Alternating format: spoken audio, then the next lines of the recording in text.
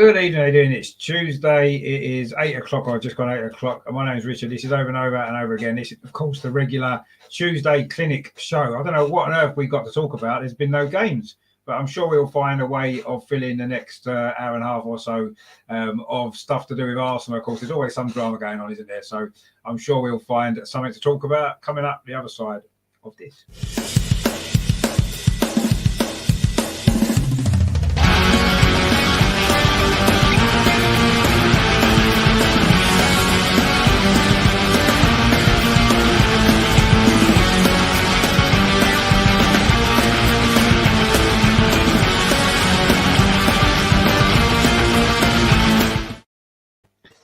And there we go. We've got the panel in. Adam's camera seems to have stopped working, but anyway, I'm sure he'll be back in a minute.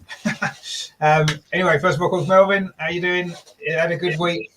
Yeah. What time we got? Is it 11 o'clock tonight? The transfer window shuts, is it? Bit excited tonight. Very excited. I think it's just ongoing. I think the transfer window is just ongoing. I don't think it's shutting at all. I just think it's open permanently. So we're just going to crack on. Lovely. Thanks for that. Yeah, so it's all good fun. I don't know if Adam can hear us. Can you hear us, Adam? Oh, he can't. He's gone. His signal must have gone. Right. Anyway, we got Dorsey with us, of course, as always. A nice shirt as well. Again, he brings them out every week. Impressive. This one turned up today. This one. That's a very good shirt. A very, very good shirt. That one. Love that. It reminds me of Ian Wright. I've got to be honest. But anyway. Yeah, just got to tuck the collar in, haven't I? Yeah, a little bit. Yeah, didn't it? Do that. Yeah. Be righty. There we go. Yeah, look at that. Fantastic. You've had a good week, Dorsey. Have you enjoyed the fact there's been no games to kind of make us happy or sad, really, I suppose, when we look at it? Oh, well, I would say it's been a little bit less stressful, but it hasn't, has it? But not really, no, unfortunately. No. Yeah. And Adam is back. Or is he back? We thought Adam was back. We're not sure if he is now. Adam, can you hear us? I don't think he can hear us. Oh, here he is. Can you hear us now? Oh, he's here. I'm back here. Oh, good. I'll have to swap you. I'll have to swap you around because otherwise it confuses me if you're not in your normal spot. So otherwise, I don't know what I'm doing. You had a good week as well, Adam. Yeah. Overall, I'd say I've had a decent week. I mean, the no football thing was actually okay in the end. You know, it's quite nice to have a break considering how we have been playing. Obviously, we'll come on to the January as a whole, I'm sure. But, you know, I did kind of miss football, but at the same time, my anxiety levels were a lot lower. So, you know. Exactly. Oh, and of course, the women played as well. So it was a little bit of football that I managed to get and watch, which was good. They had a couple of good results. So that was nice. But yeah, it has been slightly less stressful from a football perspective, but perhaps not quite so much from the club perspective, maybe. And I suppose we can only really talk about tonight. Obviously, what the news everybody's talking about at the moment, of course, the big transfer window, the deadline day yesterday, where we had some hopes maybe of some exciting news happening, and in the end, it was a bit of a damp squib, wasn't it? Nothing really went on to get excited about. I mean, Melvin, what were your thoughts going into yesterday? Obviously, we knew that we'd got rid of a few players already, and we knew there were certain weaknesses in the squad. Was you hoping and anticipating that we was going to bring people in, even if it was temporary loans, or was you not surprised by the outcome in the end? I wasn't surprised at all, to be honest. I wasn't expecting anything. I honestly wasn't expecting anything. Normally, there's a little rumour here, a little rumour there. You know, there's something always gets out. If you're going to buy someone, some big superstar, then it might be kept a secret, right? But when you're getting someone on loan, then it's somehow it seeps out a little bit easier. And I just didn't think we were going to do it. I just felt that there was the atmosphere, the vibes weren't coming out. You normally get something, don't you? You normally get, I mean, people are always wrong when they say this one's coming or that one. But we had no one. It was like, that was it. Yeah. It was like that centre forward was coming. We didn't get him. And it's right, next, let's talk about politics. It was like nothing. That was it. So I wasn't really, but a part of me thinks, I'm pleased that hasn't bought anyone, of course. The manager, we'll probably talk about this later, has put his head on the chopping block now. There's no way back. There's no excuses now. If he's come out, he should have. There's no communication with the fans to say, "Look, we did try, we just couldn't get, or we haven't got the money." We can't. But there's been silence. That silence is deafening. So we just see what happens the next couple of days, and then when we start playing again. Yeah, I mean, there's a lot of pressure now on the manager, on the players as well. While you were talking there, we have got James has arrived in the building. Sorry. No, no worries at all. You're right. Needed a toilet. Sorry. No, that's fine. Too much information. Some things are more important than coming on here. So I that's know. fine. Yeah, well, like I said, you have to queue in my own ass. Ridiculous. Absolutely. Well, you need to get yourself an extra toilet. You're downstairs. Yeah, toilet. I know. Well, yeah, I do enough podcasts. I should have an extra one by now. Yeah, that's definitely the way forward.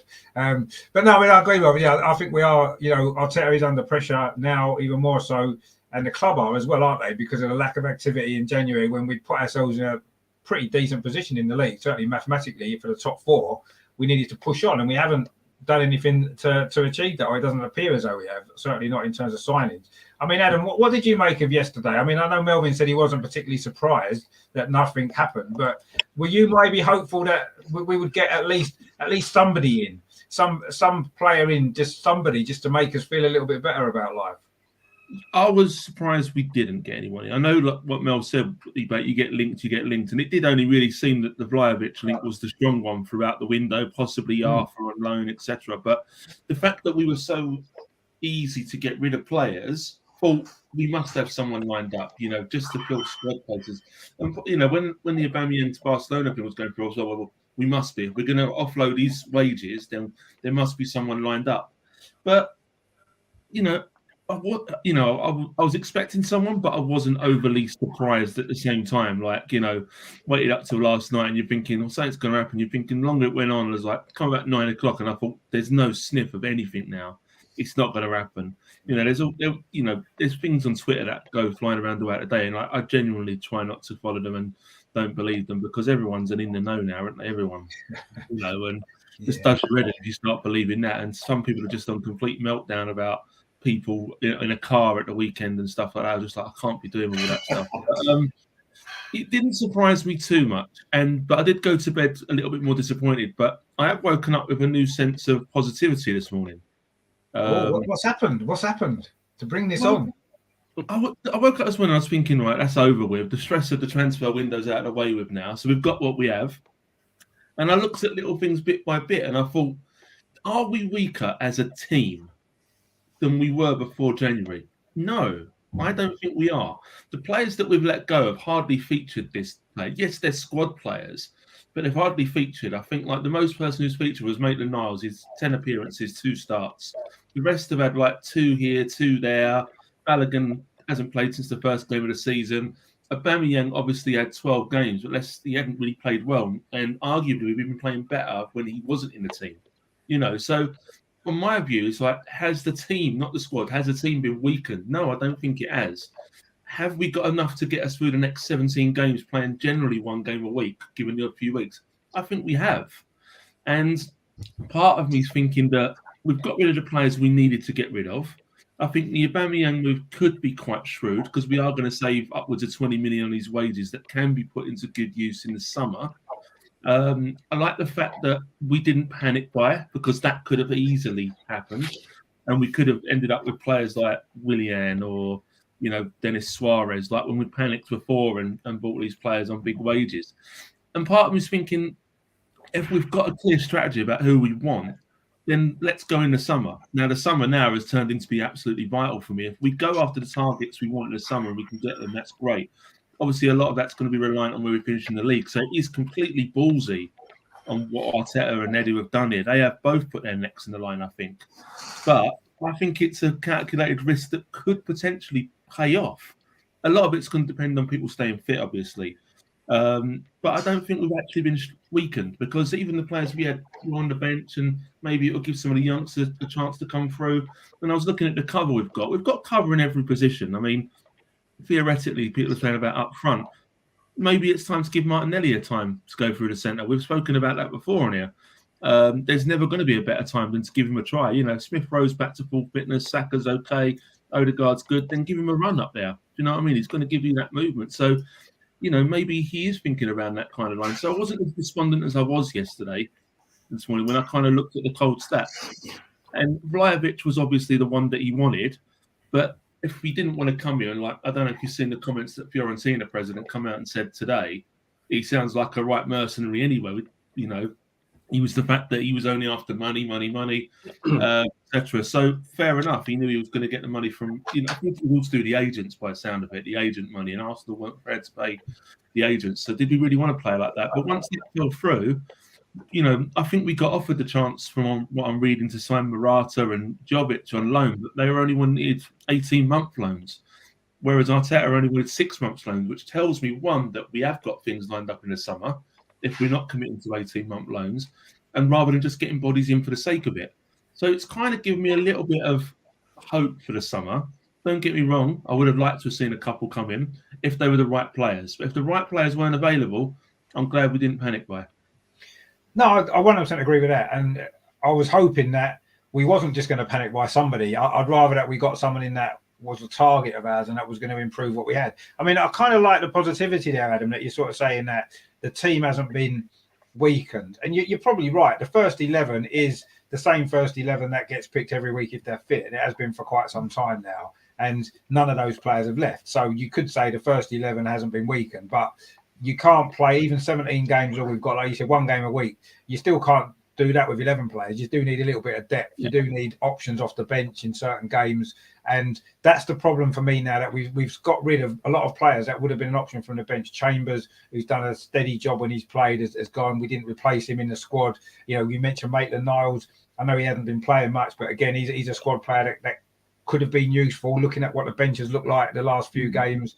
And I feel that the team maybe hasn't, the first 11 hasn't been weakened, obviously, but the backup players on the bench has certainly been weakened. The squad as a whole has been weakened. And in the position that we're in the league and what we're supposed to be fighting for, to me, that wasn't the right decision as a club to have made. And I don't blame Arteta or Edu necessarily, because I think that they had targeted players that they wanted.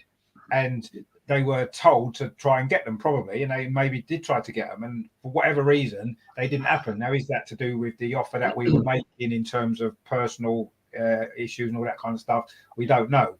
What were they being back? Were the club backing these deals financially behind the scenes to make them happen or not? We don't know. But ultimately, I think Arteta, I've been a critic of Arteta, as you know, but I don't feel this is his fault necessarily. Maybe he was restricting in who he was going for rather than opening his web a little bit more. But ultimately, I think he targeted some players he wanted. He tried to get him and Edu, tried to get them. They didn't get them. And now we've been left with what we're left with. And I'm not sure if it's going to be enough for what we want and what we need for the rest of the season, but time will tell. I mean, Dorsey, did you expect us to get anybody in yesterday, or was yesterday kind of what you expected to be, like sort of Melvin's kind of said before, or did you actually think we would bring someone in, at least one player? Can you hear me okay? I'm in a different room tonight, so as long as you can hear me okay. Yeah. Perfect. Okay. Similar to the other guys, really. Like I was disappointed that we didn't bring anyone in, but I wasn't surprised. Nothing surprised me really that happened yesterday. And actually, I'm completely with Adam. I completely agree with actually everything that we've done to a certain degree. Would I have liked to have seen a striker come in? Of course I would. But I think now when you look at that squad, that is the basis of the squad that Mikel wants to now build from. So I don't think off the top of my head, apart from possibly Leno, there's probably anyone else there that we really want to ship out, because Leno's not going to want to stick around as number 2, is he? So obviously we signed this other goalkeeper as well from the States. So Leno's probably going to be the last one I think that I can see moving in the foreseeable future. But I actually think the Aubameyang deal, I think that's quite shrewd business that by Arsenal and the guys. I think you've got a player there that sat on the bench.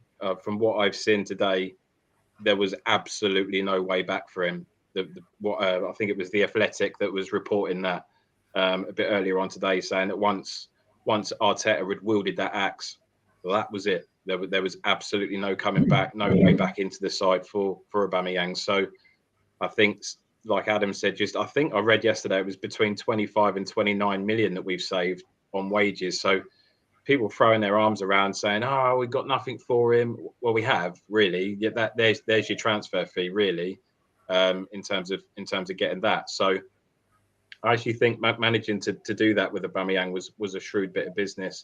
Be interesting to see how the rest of the squad react. Not seeing much activity on social media from any of the other players kind of wishing him luck or anything, which kind of speaks volumes. But I imagine Lacazette will probably come out with something. But yeah, I think as an overall window, I was expecting a couple of bodies in for sure. I think we all were, whether that be short-term loans or a more permanent signing. But I agree with what Melvin said as well. I think the guys have put their neck on the line. I think it is a calculated risk. I think from what Adam was saying, that 11 is the 11 that has got us into the position where we are possibly fighting for top 4.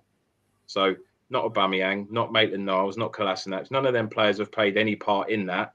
So now I think as fans, we just need to get behind the team, and we just need to hope and pray that we don't get any big injuries, especially to key players in midfield. I mean, if Lacazette gets injured, obviously Martinelli's probably going to have to do a job down there. But yeah, I mean, if it pays off and we get European football at the end of the season, I mean, this summer could be absolutely huge for us. They will have to go big. You're probably looking at in the region of 200 million. I would imagine that they're going to have to look to invest in that team to really kick on. So it'll be. I'm quietly excited for the summer window. Always with that slight nagging doubt in the back of my head that I'm going to get let down and disappointed, but we'll see. But nothing surprised me yesterday overly. I wasn't overly shocked, and I'm not massively disappointed at this point in time. Might change come the end of the season, but we just have to see what happens. I mean, I would slightly disagree with saying that the 11 players on the pitch are the ones that got us where we are. Aubameyang scored a few important goals early this season, a winner against Norwich, a goal against Palace in a game that we drew, we would have lost. We haven't scored for 4 games. Would he have been able to get a goal or so in them games? We don't know. I think that I wouldn't say it's just the 11. They've done the most of the work because they've played most of the games. But I do think some of the squad players have played important parts, actually, through the season so far. And some of those squad players that have now left have played a role. Not a big role, but that's not really down to them. That's been more down to the manager not picking them, And I don't know. I feel as though it isn't just about 11 players, and it never will be. It never can be. It's got to be about at least 16, 17 players in the squad. And I think everybody that's played has contributed and got us to the position that we're in.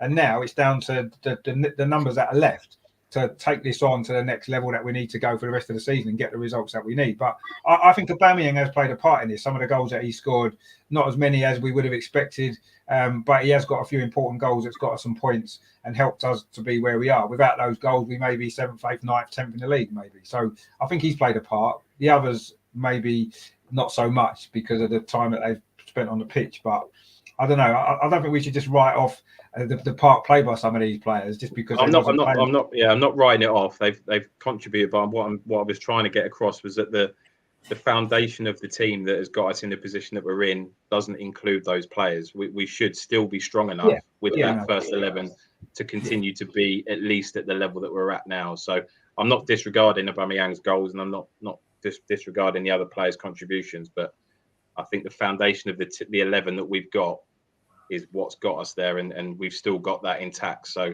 I think there's every reason to be positive going into the second half of the season.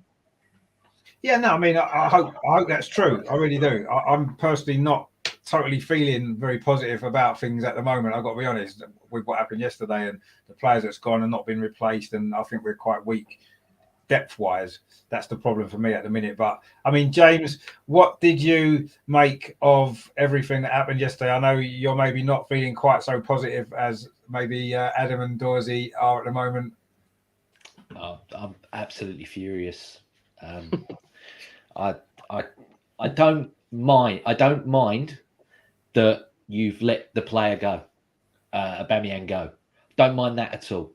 And I sort of like the fact that we've got a manager that has the brass to do something like that, to rip his contract up and go, see you later. But the thing is, it come down to an ego game between the two of them. And there's all this where people say it's taboo, it's taboo. You know, the most strongly enforced of all taboos is ego and who you are and what you are behind the mask of your own ego. And Aubameyang lost that game. You know, he was the Charlie Big Potato goal scorer that wasn't putting the ball in the net, but he was still parading himself around like he ran the gaff. And Mikel went, no, I run the gaff. and he's let him go. And, you know, he'll go to Barcelona and he probably will score goals because he'll get service galore out there with the players that they've got around. He loves Dembele from when he used to have him at Dortmund with him. If he still plays for Barcelona, I mean, there was something out there today about how they couldn't believe that he didn't accept the proposal to leave. So maybe he might have had a word with him before and gone, don't go there, mate, because he'll do to you what he did to me. But, you know, the only strong link that we actually had was for Samuel Umtiti, and he didn't come because he was injured. I'm like, why is the strongest linked player that we were going to get in this window a centre-back? What we don't need one. We don't need one. And I mean, the calamity over Chambers, where he has the deal that the contract renewal's the 31st. That was the deadline. The club are naive enough. Oh, no one will trigger that 2 million clause. The next day, Aston Villa trigger it, and you're left without a player that you wanted to keep. You know, Arteta and them have gone, oh, I can't believe that. I'm like, well, for me, you know all these things in advance. You know, we knew the Cup of Nations was going to be played now about 2 years ago, and we failed to prepare adequately for that. Failed to prepare properly for Nottingham Forest due to the two midfielders that we played in that game. Lost that game because we got overrun in the midfield.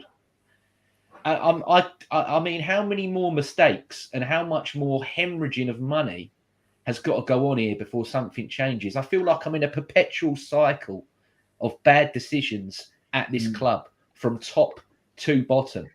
And I want to try and be as positive as I can about the club. But I'm looking at the next couple of games. I don't think we're going to beat Wolves. I reckon we'll beat Brentford and we'll beat Watford. But I can't see us beating Leicester and Everton and all that afterwards. No way. No, I just cannot see it. I think it's a management game and it's a squad game now in football. You know, there's cycles. Sometimes it's the players, then it becomes the managers and whatever. At the moment, for me, it's a manager and a squad game. And I don't think our manager is good enough still at certain aspects of in-game management to see all this through. And it depends so much on so many variables. I mean, we've made a high-risk bet. Now, I watch a lot of different podcasts and everything, and I've watched stuff with professional poker players or professional gambler in its own right sounds silly, but there you go. And they've said when you make a high-risk bet, the first thing you do is you prepare to lose because the outcome just isn't. So I think they've gone, look, we're going to take a lot of knocks on the head here with what we've done, but you're our man and we're going to back you in the summer. But I think if he does not achieve the top four now, for me, he has to go. Even top six, I wouldn't let him cut it because this was the best chance that we've had for a while. You know, Spurs and everything a week, Man United a week, and you should have capitalised on that and gone and pushed on, got that top four because you know they're going to get stronger in the summer.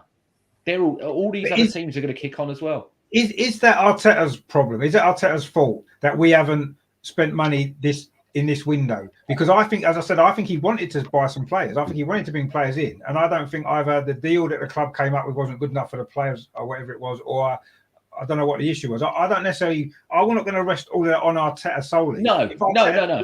If we don't get top four or top six this season, Arteta's obviously responsible for that, but ultimately I think other people as well are responsible for that and need to take that responsibility. And part of that we can see at the moment looks as though the issues are slightly more deeper than just Arteta and even just their dude. Yeah, of course.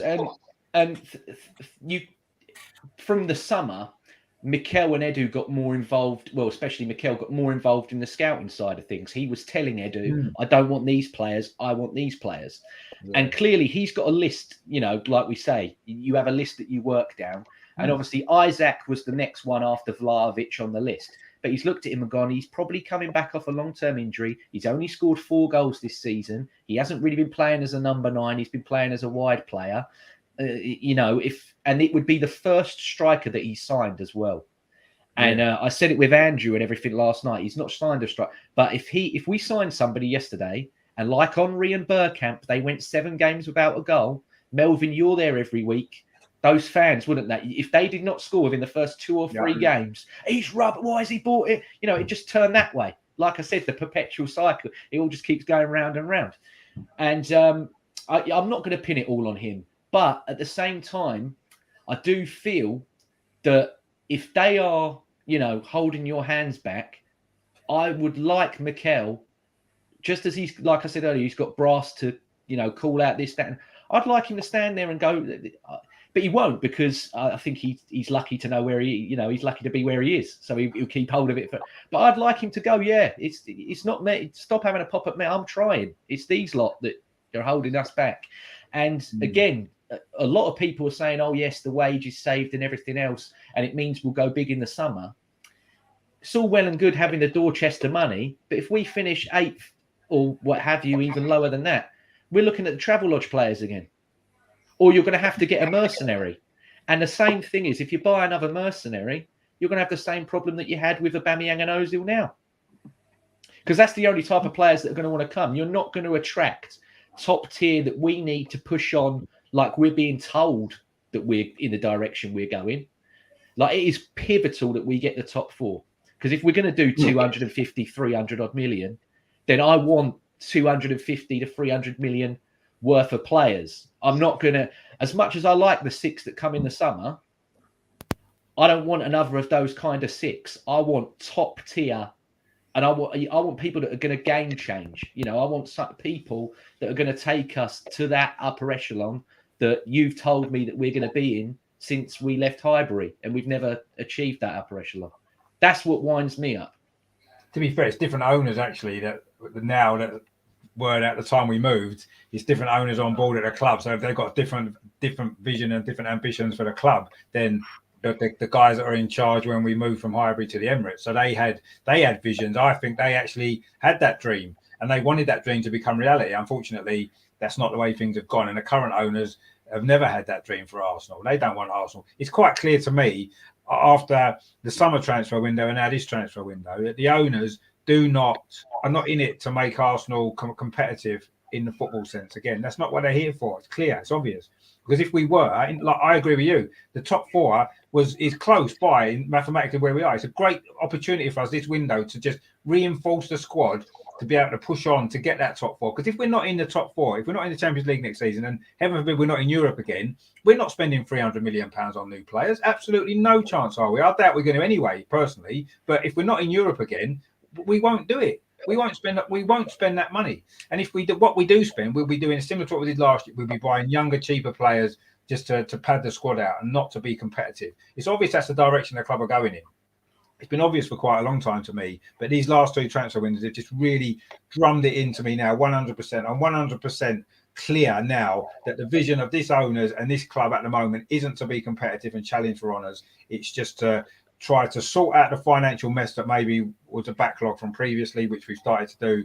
And maybe it needs to be a whole rebuild process that might take 5-10 years. But I don't think at the moment we're looking at being competitive in terms of challenging for the big trophies. I just don't think we are. I don't think the vision of the club is that. I don't think the transfer activity for the last couple of years has been like that. We've got rid of a lot of players, which we needed to do. That's good decisions. I agree with all of that. But you've got to grow and build if you're going to be competitive in this league with the way things are, with the money that other clubs have got, what they're spending and how they're improving their squads. And we're not doing that. We didn't do it in the summer, really. We got a lot of young players in who may well become great players in the future, or they may not. We don't know yet. It's a bit of a gamble, as we said before. But I don't think the vision of the club is the vision that I don't think any of us want. It seems to be the direction that the club are heading in, which is not to become competitive again. Because to become competitive again, we need to spend a lot of money on top quality players, as you mentioned there, James. And we've not done that. When was the last time? The last top quality player was Aubameyang 4 years ago, and he's just left because it didn't work out for one reason or another, which we know about. Right? We haven't bought a top player since Aubameyang, and the last player before that we bought a top player was probably Sanchez, and Ozil before that, and that's it. What's that? That's 3 top quality players we bought in 10 years. And you don't become competitive if that's your transfer activity over a 10-year period, just buying 3 top quality players over such a long period of time that didn't even play together in the same team. Yeah. I worry as well, because the emphasis that you're putting on these players is so high. I mean, I rate. Don't get me wrong. That starting 11, I rate all of them. I rate all of them, but to think that Martinelli, Saka, and all that, they're going to get you 10 or 15 each. Lacazette's going to get, I think 17 was the most Lacazette scored for us in a year, was it? In the Premier League, yeah. Yeah. That was last season, actually. Exactly. I'm like, and also you're not going to get that kind of out. He's not going to overexert himself because he's going. He knows if I injure myself, I'm not going to get the next contract he signs is going to be his last big one, because you never know. He might go back to France for a while, or Italy, or the MLS, or someone might take him. You never know. But he's not going to commit to the same levels that he'll put a shift in, but he won't, he won't go for it like it. And you're putting all this on Eddie as well. I don't think Eddie Nketiah can get any better than he is now. No. Because if he could, we'd have seen it already. So it's just the pressure's immense. It's absolutely immense. I mean, like we said, if you get injuries or cases again, you're looking at players that I think I looked at some of them the other day when they were on the bench against Burnley, and I couldn't tell if it was Cowangate or Protein in the bloody cup. They're so young. I mean, you see, this is part of the problem, isn't it? We saw against Burnley, there was nobody to come off the bench to make a change, to a positive change on the pitch. And this is going to be the problem that we're going to have for the rest of the season. If the first 11 aren't performing, aren't doing it's Pepe, isn't it? It's all on Pepe again, who's another player who I think he doesn't want. He's the only one, isn't he? The only one that you can think of out of the rest of the squad that aren't playing in the first 11 that can come on and make a difference. And even he's very hit and miss, as we know. There's been a few comments in. Hussein's in the chat there. He says, evening, gents. How you doing? Thanks for watching. Gary as well. He says, good evening, Richard, Melvin, Adam, James, and Dorsey. Shane's in the chat there. Makes a good point there about the contracts. Eddie, El Neni, and Laka out of contract. Leno probably going, and we're short already. We should have got some players in yet. I think we know that now. Shame it's not us that's running it. Shane says there, got us where we are. Other teams having bad season got us where we are. That's a point as well, I guess. Other teams have been inconsistent, and we've maybe been in a better position than we expected. Terry's in the chat. So good evening, Richard, Magic, Melvin, Adam, Dorsey, and James. Happy Depression Tuesday. It's not Depression Tuesday. It's get it out off our chest Tuesday is what it is, and moving forward a bit more positively. I mean, I don't think we can really discuss the transfer window without maybe giving a little bit more time to Aubameyang. A record ever signing in terms of what we paid for him. He scored almost 100 goals, just shy of 100 goals in 4 years. And when you think the last year and a half he hardly scored, it goes to show what a great impact he had in those first sort of year and that 2.5 years that he was here. With the goals that he scored, Golden Boot and everything else, 2 goals in the FA Cup final, 2 goals in the semi-final, and playing with a smile on his face for the majority of the time. But obviously that's changed in recent times. I mean, Melvin, are you a little bit sad that it didn't work out for Aubameyang in the way that we maybe thought it was going to in his early time at the club? Because he looked so happy, didn't he? He looked so, having to play for the club. Him and Lacazette seemed to get on so well, and he played with a smile on his face, his back flips and everything else. I mean, are you a little bit sad the way it's ended?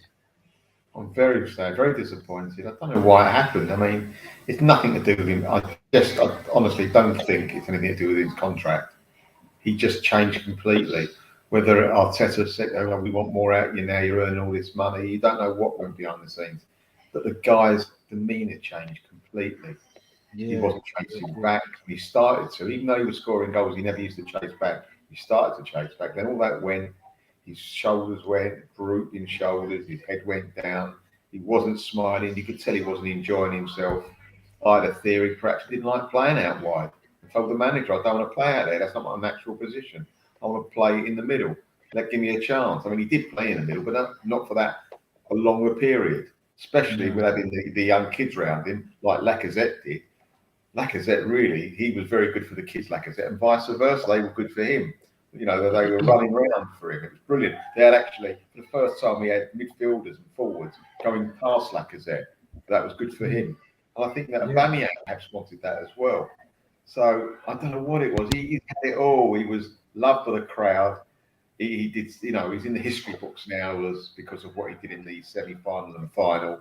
He basically was like Superman in those 2 games, wasn't he? What he did, the weight of his goals as well. He was special. He was a special footballer.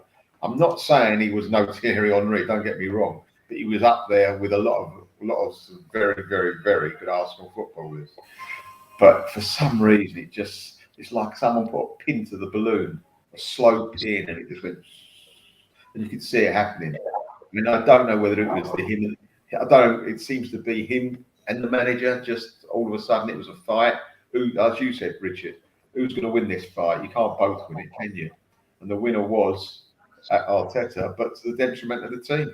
So I'm very sad. Yeah, it's a shame because you like to see a football getting goals. You like to see a football being happy. You like to see a football when he's scoring the goals. Everyone's around him and he's going around them when they score, and that all went. And it was a shame, big shame. But anyway, we move on now. Yeah, we do. Obviously, he's gone, and we wish him well, I'm sure. But I don't know. I do feel I do feel sad actually with the way that it's ended because I mean, I feel all of us had said previously, even when he was scoring goals, that he didn't always seem to offer much more to the team, did he? Than score goals. That was what he did. You got him the ball in certain areas of the pitch, and you knew he was a decent finisher. He would score goals. He didn't necessarily bring a lot more to the table other than his great smile and his gymnastics and little masks that he pulled out sometimes. But I mean, he's only the second player ever in Arsenal's history to score 2 goals in an FA Cup final. So he's got a little bit of history there as well. He's got his goal scoring records up there with the best that we've ever had. So is that Reg Lewis? Richard, was Reg Lewis one that scored? Reg Lewis is the other one, 1950, the only other one. So did you see he's the only Arsenal player to score a hat trick in league, domestic cups, and Europe as well? Europe, that's right, he was. Exactly. Yeah. I couldn't believe that when I read it earlier. Yeah, Ian Wright and Thierry Henry never managed that. So it goes to show what he did have something about him, and it wasn't always apparent sometimes, but he did score a lot of goals. I say his goal scoring record, I think 94 goals in 163 appearances or something like that. It was. I mean, a great record in this era as well. I thought that was fantastic, especially at the age he came as well, sort of late in his career. I mean, Adam, why do you think it didn't maybe work for Aubameyang? Do you think the tactics that Arteta wanted, the style of football Arteta wanted to play, didn't bring the best out of Aubameyang? Because he was a 30-goal a season striker, wasn't he? He won the Golden Boot the year before. I think that could literally be it. I think that when Arteta came in, he had the idea that we've talked about before about playing a certain style, and he was trying to get the players he had to fit into that system, whether they liked it or not. And for some, it's worked out very, very well. For others, it hasn't, and they're no longer here. I mean, Aubameyang is a natural goal scorer. He is. And when I mean natural goal scorer, he gets himself in those positions. And when he was in his first 18 months, there were times that, when you're at the game, when the ball didn't come to him, but he was in that position where a striker should be. But Arteta wanted more from his front players. He wanted more from them. And we saw that quite quickly, and he demanded a lot more. And there was definitely a clash there between the two of them somewhere along the line. It's happened a couple of times on a disciplinary front. So there was probably a clash. Probably he didn't do enough work for Mikel on a consistent basis, like Melvin said. Like, there were some games when he would start tracking back, which was great to see, but there were other games where he just didn't want to know. And you could tell from the first 5 minutes that he just weren't up for it. Shoulders were down. He weren't looking for the ball. So I think it was just a clash of maybe styles and a clash of personalities off the pitch as well. I do think it's a real shame that he left the way he did, because I hate it when players who have done well for the club leave in sour notes. I mean, obviously, Van Persie, for instance, even Adebayor, who did do well for us for a time, left in a real dark cloud. And it's a shame that he left like he did.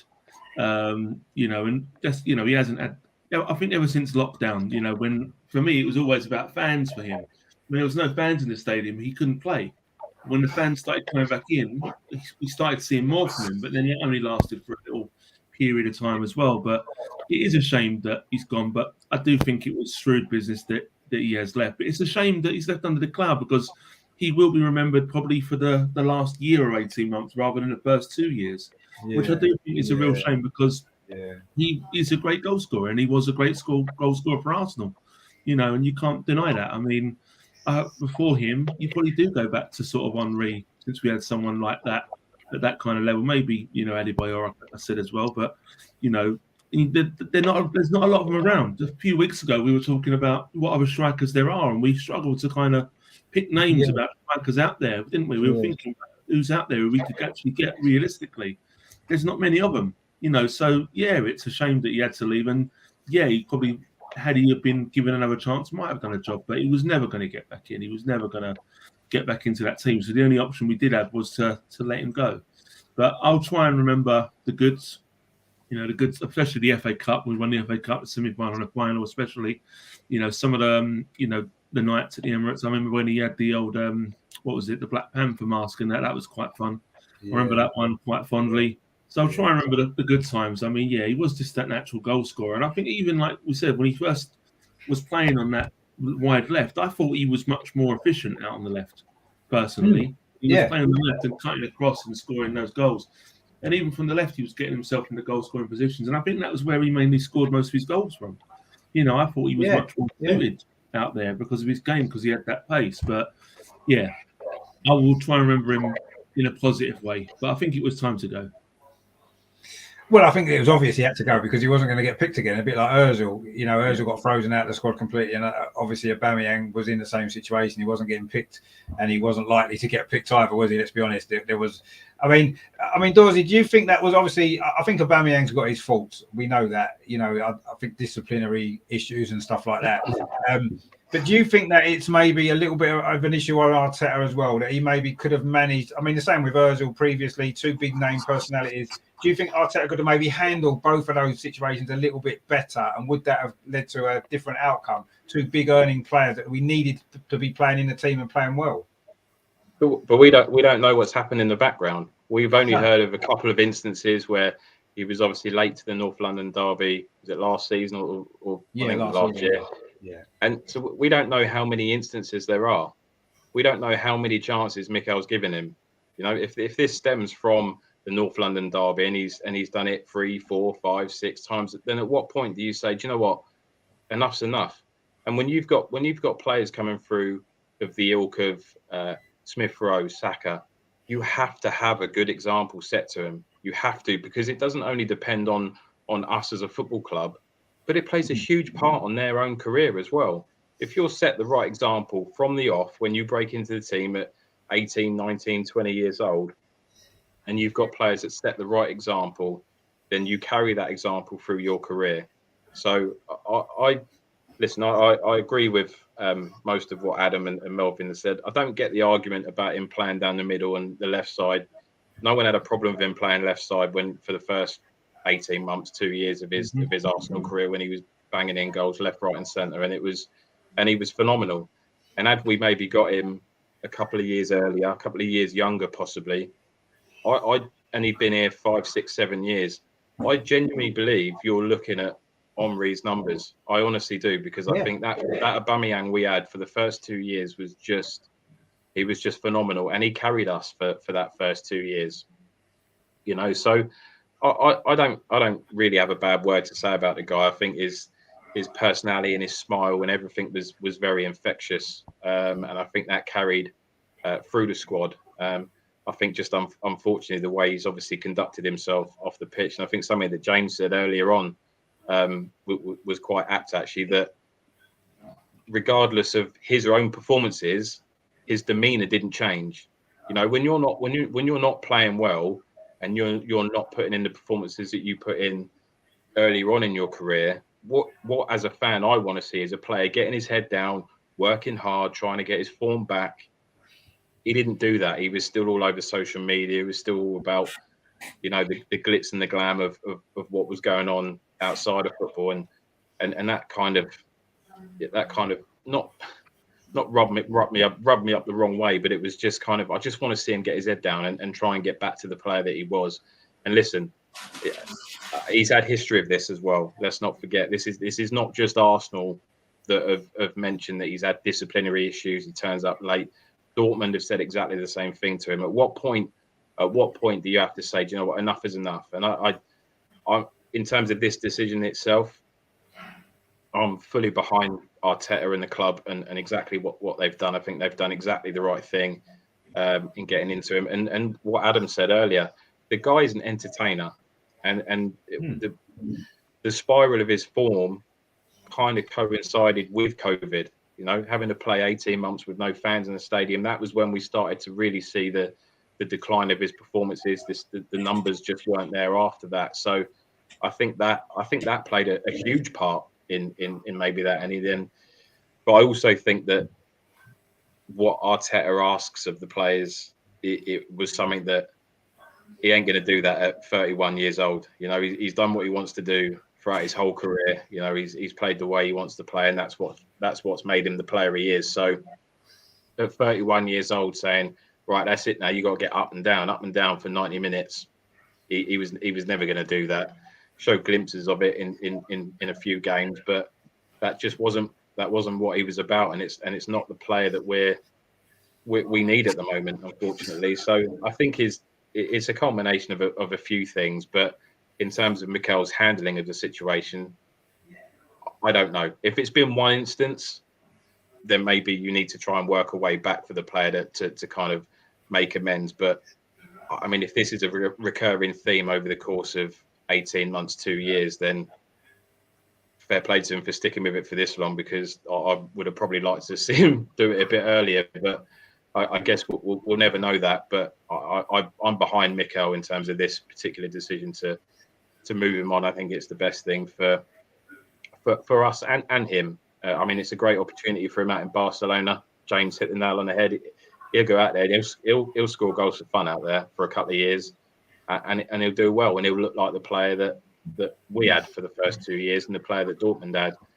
But I've got no doubts in my mind that at some point he'll probably start causing trouble over there, and he'll have the same demeanour. So yeah, it is what it is. I'm with Adam. I'll remember the good times. You know, he's had some stunning individual performances. The FA Cup run, obviously the semi and the final standout, probably above most. But the hat trick he scored against Valencia in the Europa League was ridiculous as well. You know, he is a fantastic footballer, and for me, I will mention him in the likes of Henry, because he reminded me of that kind of player, and his numbers would have been in and around that area had we got him maybe a bit earlier, or if he was at the club a bit longer. But yeah, we move on, and we try and bring in the players that we need. Well, Mikel's made a rod for his back now. It's all on him and the club. You know, he's got the basis of the foundation of the squad that he wants. And now it's up to the club to back him. I did disagree, Richard, a little bit with your comment about I think we are trying to challenge. I honestly do believe we are. I just think we're trying to do it a different way. We're not Man City. We're not Chelsea. We can't do that. So I think the way that we're trying to build a foundation of younger players, and hopefully there'll be a little sprinkle of a couple of really top draw players that James and all of us on this panel want to really see some big name superstars come in that are game changers. And hopefully that will happen in the summer. It's a huge risk. If we get European football, then I think we'll be okay. But yeah, outside of European football, I think it's going to be something that's going to backfire, and possibly quite spectacularly. But if it pays off, we'll all be saying he's a genius. If it doesn't, it's just pure stupidity, isn't it? So we'll find out in May. Well, yeah, we will. I mean, there's nothing else we can do now. We just got to hope and pray that the results go well. I mean, in terms of Aubameyang, I mean, the one thing that you would have to say for me, I mean, I love the guy, you know, and he had a very big personality, didn't he? Really big personality. And, you know, he loved his social media. He loved his flash cars, and he lived a life, didn't he? The football lifestyle. And yeah, some people think that's over the top, and it probably is to a certain degree, but he showed a personality. And it seems to me as though when you look at the players that's left at Arsenal, we haven't got any personalities left. They've all gone, you know, the big personalities. And I think that's, you need a little bit of that. You can't just have, it looks like all Arsenal's players that we've got now, certainly all the players that Arteta's brought in seem to be very, very similar in character, in personality, and almost in the way that they play as well. They're very similar players, aren't they, all of them? Apart from the goalkeeper, Richard. Sorry? Apart from the goalkeeper. Well, yeah, apart from the goalkeeper, yeah, but goalkeepers are always a little bit different, aren't they? They're slightly different characters anyway. But all the players on the pitch that he's brought in all seem very, very similar. And all the ones that maybe were a little bit different and a little bit personality, and I don't know, they seem to be Arteta's fault. No, I can't get on with these type of characters, and he's moved them on. I mean, Aubameyang, when he before he came to Arsenal, he was scoring 30, 40 goals a season in the Bundesliga. Came to Arsenal straight away, 31 goals that first season, won the Golden Boot. Under Emery, he was scoring goals for fun, and then suddenly a different style of play, and maybe the personalities didn't match, and the goals dropped off. His goal level dropped off. as soon as Arteta came in. And yes, maybe part of that, the COVID situation wasn't long after. Maybe the two of those combined didn't help him. I don't know. But I still get the feeling that under a different manager now, Aubameyang would still be scoring the same sort of level number of goals as he did in his first 2 years, because that's what he hasn't, his ability hasn't changed. He's still the same player, and I'm sure we'll see that in Barcelona when he starts banging goals away again, steaming past defenders and putting them in the corner that he did for us. But something else was the reason for his drop off in form, and I wish we knew what it was. I wish we could have solved it, because I'd loved him to have stayed at Arsenal for the rest of his contract and banged in the goals he was getting before. We've had a few comments on Aubameyang. Stan says there, well, I for one shall miss Aubameyang's gums. Yeah, I think we all will. His nice little smiley personality. We loved that, didn't we? Tom's in the chat there. He says, evening, is that the shirt you bought today, Dorsey? Very nice. Yeah, it is very nice. We mentioned it at the start of the show. It's a fantastic shirt. Terry says there, personally, I think... I think Uber has taken the brunt of Arteta's incompetence, not being able to manage players. That's, for me, that could be a part of it. I do believe it may well be a part of it. Tom says there, he got his paycheck and became a second-rate player, if you ask me. I don't know about second-rate player, but he certainly dropped his level. If he had stayed for the rest of this season, would his performances have changed? I'd say 80% not at all. Just became a floater. Yeah, I don't think his performances would have changed the rest of this season. Tom says there, I'm glad he's gone, bloody Leach. I think that's a bit harsh, personally. I still like Aubameyang, and I wish things could have been better. And Stan says Aubameyang was good, but he wasn't world class and nowhere near Henry. No, I don't think he was anywhere near the player Henry was. I don't think anybody would say that. But you just got to look at his goal record, the number of goals per game, and the goals he was producing, certainly in the first 2.5 years at the club, were up there with Thierry Henry numbers, wasn't they? He wasn't the same player. He was nowhere near the player Henry was. I don't think anyone would try and say otherwise. But his goal scoring numbers were up there, weren't they? They were very, very similar, the number of goals he was getting. And, that you are a good player to get them sort of numbers at the top level of football, aren't you? You definitely are. There's no doubt about that. Terry says, the way we're going, I think Arteta wants to be the first Arsenal manager to win the Championship. I don't know about that. We're still in the top 6 in the Premier League, not quite in relegation form yet. Ryan's in the chat, and Ryan, thanks for tuning in, mate, as well. Stan says, at one point yesterday, I thought Arteta was going to loan himself out. Has he not? I thought he might have done, actually. And Terry says, evening, Ryan. Tom says it's true. If it's true what I said today. Not what I read today. Sorry, not one player has come out and wished him luck in the future. Clearly shows he was a problem child. They are away in Dubai on a training camp, so I don't know whether that may be a part of it. I don't know. They're probably locked in prison. Actually, Arteta's probably gone locked away in prison with no phone, so they can't message. Wi-Fi in Dubai, then. Yeah, no Wi-Fi. Ryan says, breaking news: troops and AFTV have transferred to Barcelona for free. All personal terms agree. That'd be good, wouldn't it? If they had. Yeah, that'd be a good day, wouldn't it? That'd be a good transfer window, wouldn't it, if that happened? But unfortunately, it probably won't. I mean, James, finally on Aubameyang, are you going to miss the guy? Do you wish things had worked out better, or are you kind of glad he's gone and good riddance to him? Or what are you feeling? I'm glad he's gone, because it was a problem, and like we said earlier, what we're trying to do now. Everything has to be so note perfect that whatever's lingering, whatever problem you got to get rid. So we've done the right thing. We've done, I like the fact as well that the player has gone, I will take a £250,000 cut to join. He was on $350 a week and he's gone down to 100. So, I admire that from him. How can he survive? How can anyone survive? Yeah, I know. Oh, yeah. We get the violins out for him. He's took such a big pay cut. He's probably going to have to, he's going to have to swap that Lambo for a Skoda now with the money that he's on. Yeah, I think he will. Yeah, it's terrible. But no, like you said, I'm grateful for what he did do. I love the lob against Chelsea, and the flip and everything. It's great, it's all good times. But everything that's gone wrong is of his own doing as well. A thing that I've not seen a lot of people mention is that Mikel Arteta, okay, he was very injured whilst he was, but he was also captain of this football club. And he knows the standards that are set to be captain of this football club. And, when we lose games, when it comes interview time, I never remember Arteta, walking away from that, not taking the responsibility of that when he was captain, as well as when he's as manager. And you got to remember Aubameyang. No, I'm not doing that. Don't want to do that. Yeah. I vaguely remember him doing it once.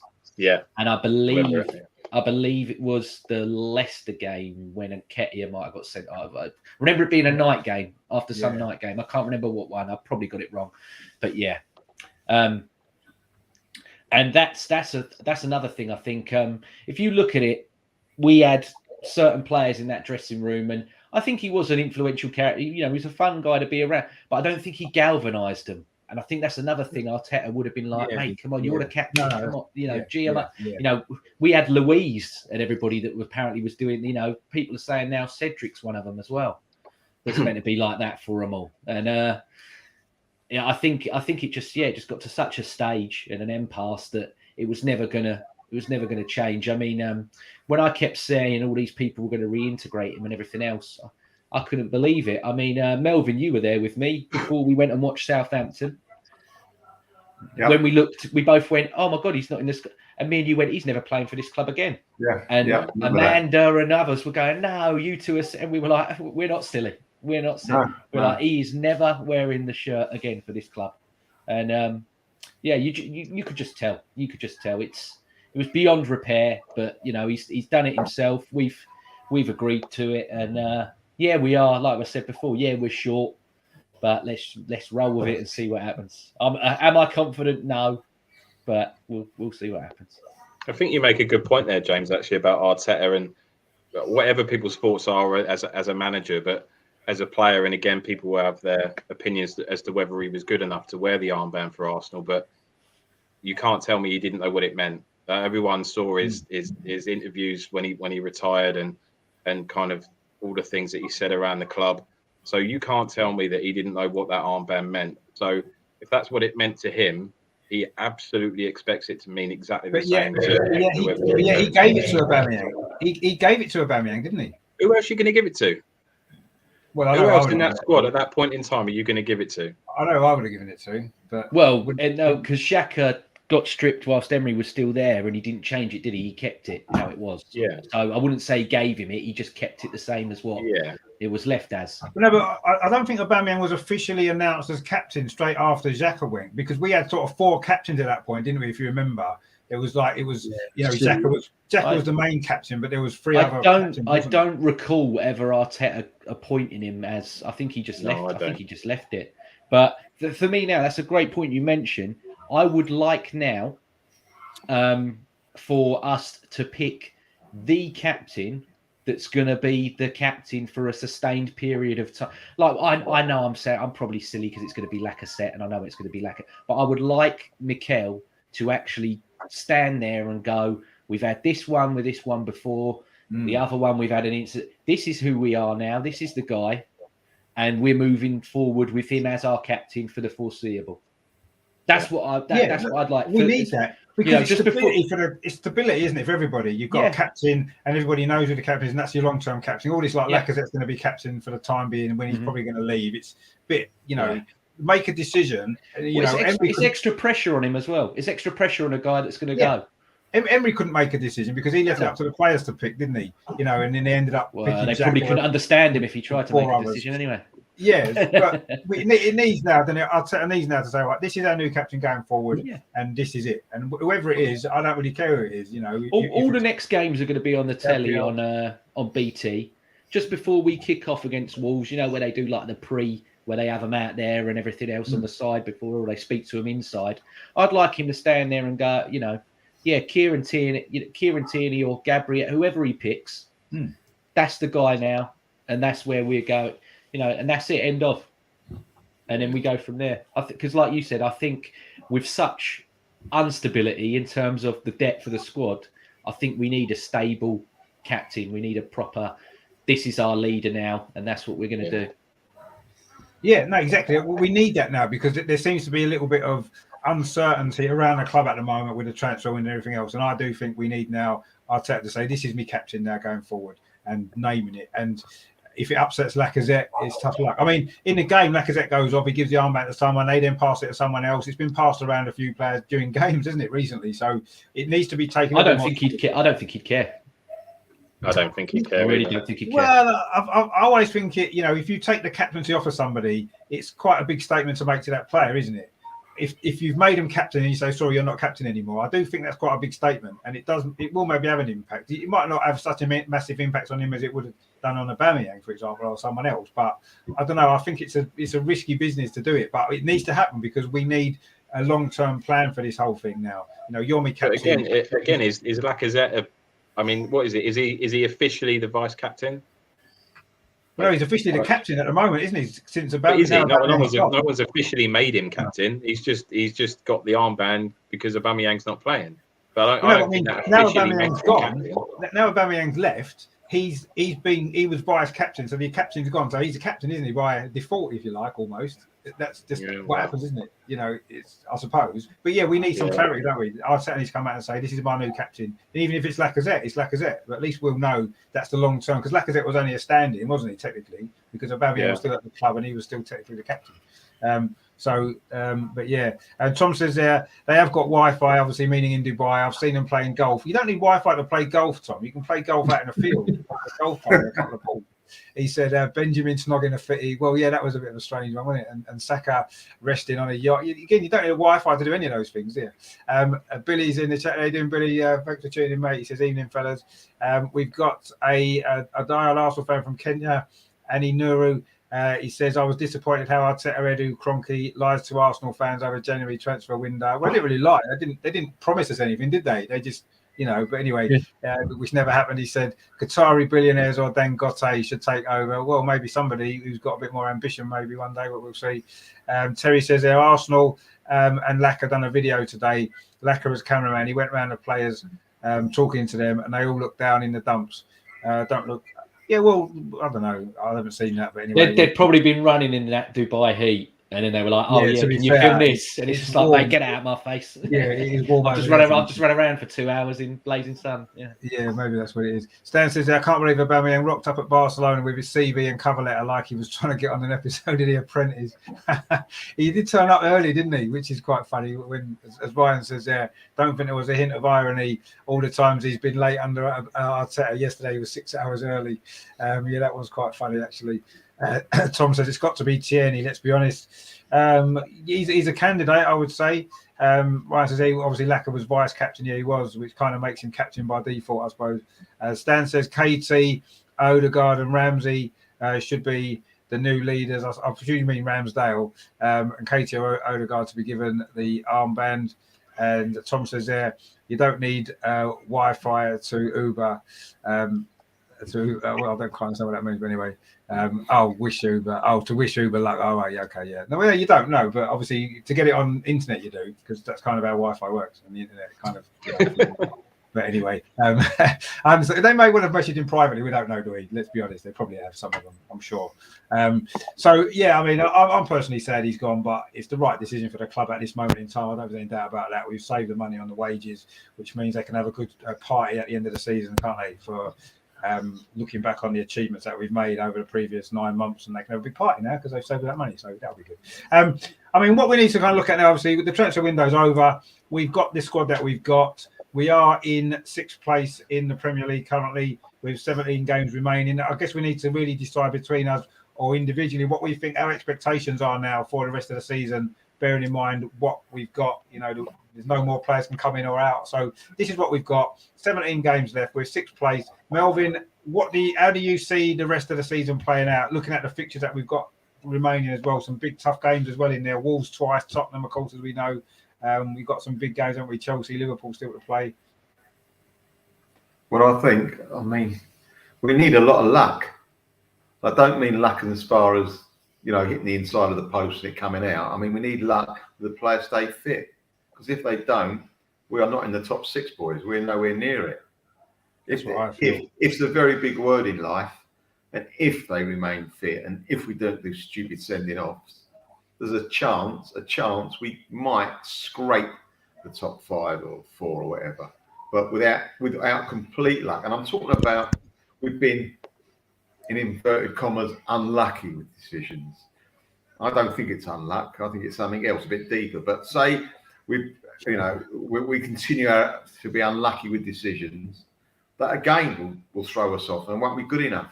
We have actually got we've got to have all the luck. We've got to have fairness. Well, not fairness. We've got to be luck with the referees, luck with no one getting injured or sent off. I think those two things are so big. We've got the squad. We've got the best. We've got a very good 12, if you like. So we've got to rely on them. And if anything goes wrong, they're not to play for, as I say, injuries, suspensions, COVID, whatever you like. We are in a complete mess, and we've shut our eyes and put all our numbers in one number on roulette. And it might come up. We might be this year. Rodney could be millionaires. You know what I mean? As the saying goes. But you know, we are playing against the odds, because I know that we've only got one game a week. So it's not fatigue that's going to do the players. But if you get a player injured, he might be injured for more than 1 week.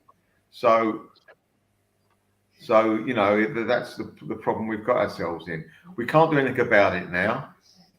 The management or anything cannot do anything about it now. It's all been done. The transfer window's over. We just got to get on with it. And let's see if it comes down on the right number. I doubt it, but let's hope it does, eh? I mean, if you were a gambling man, then Melvin, I know you're not, but if you were, what would you gamble on? What position would you gamble on us finishing if you had to make a choice now with everything that we know in terms of the squad and the games that we've got left? Where would you say we're going to finish? 8th. Oh, 8 from Melvin. That's another 8. That'd be good. 3 in a row. Consistent. I like that. Consistency is key to life. So that'd be good.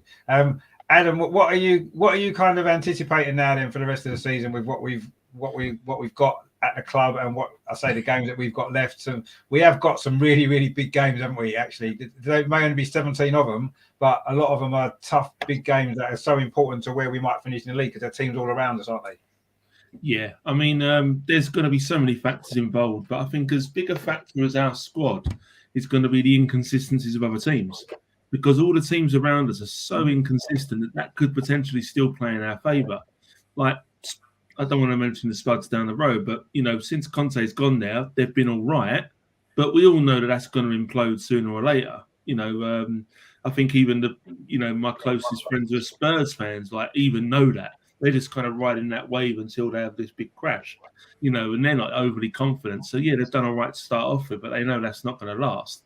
You know, Man United are as inconsistent as they come. You know, people like Leicester and Everton probably should be better off than they are. So I actually can see them taking points off people going forward. We're not going to win every single game for the next 17 games. We are going to be in and out. I do think that we will see a bounce in the next sort of 3 games after a couple of weeks break, getting players back. I do think we'll, you know, have revitalised performances. And I think if we can get through the next 3 games without a loss, I think that could set us up pretty well. Hopefully, maybe 2 wins and a draw is what I'd like from the next 3 games. That would be ideal.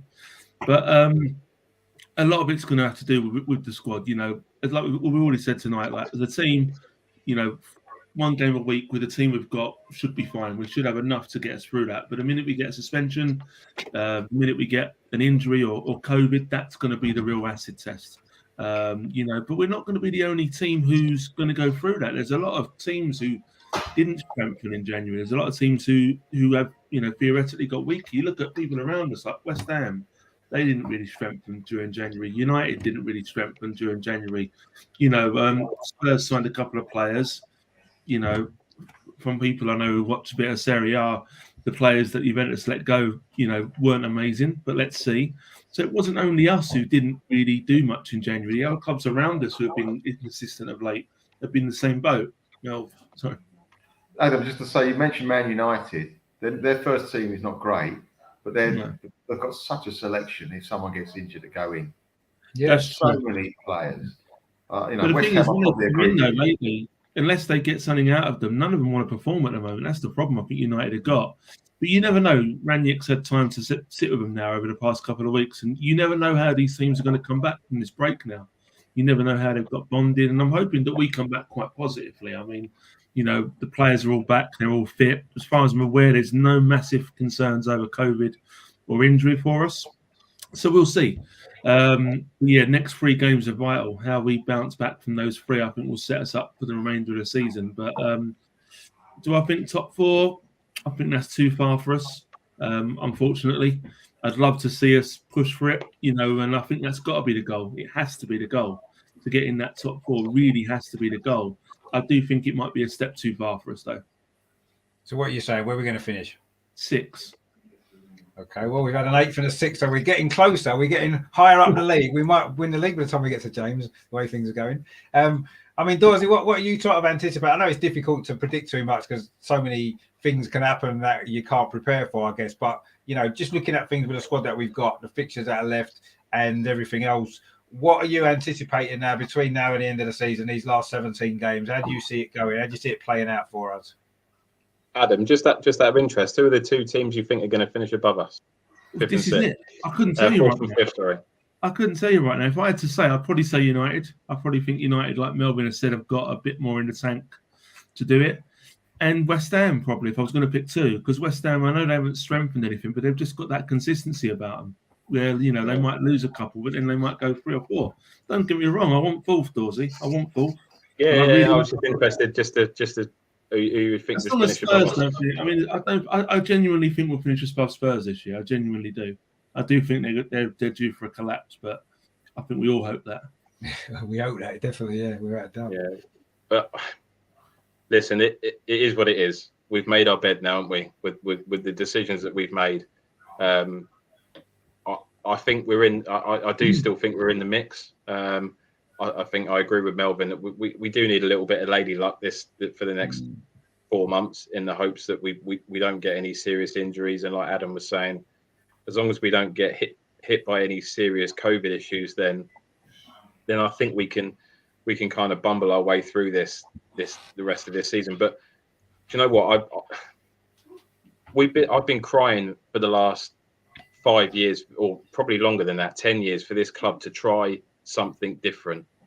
Don't fill round holes with square pegs. Don't buy the wrong players for the sake of buying players, and it's of course we've made a risk.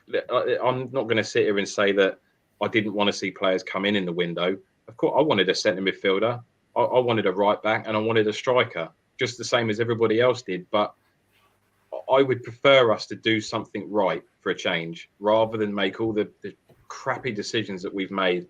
And I think Arteta, in a sense, he's having to make more bad decisions to correct the bad decisions that have been made previously over the last 5-6 years by tearing up contracts, letting people go for free.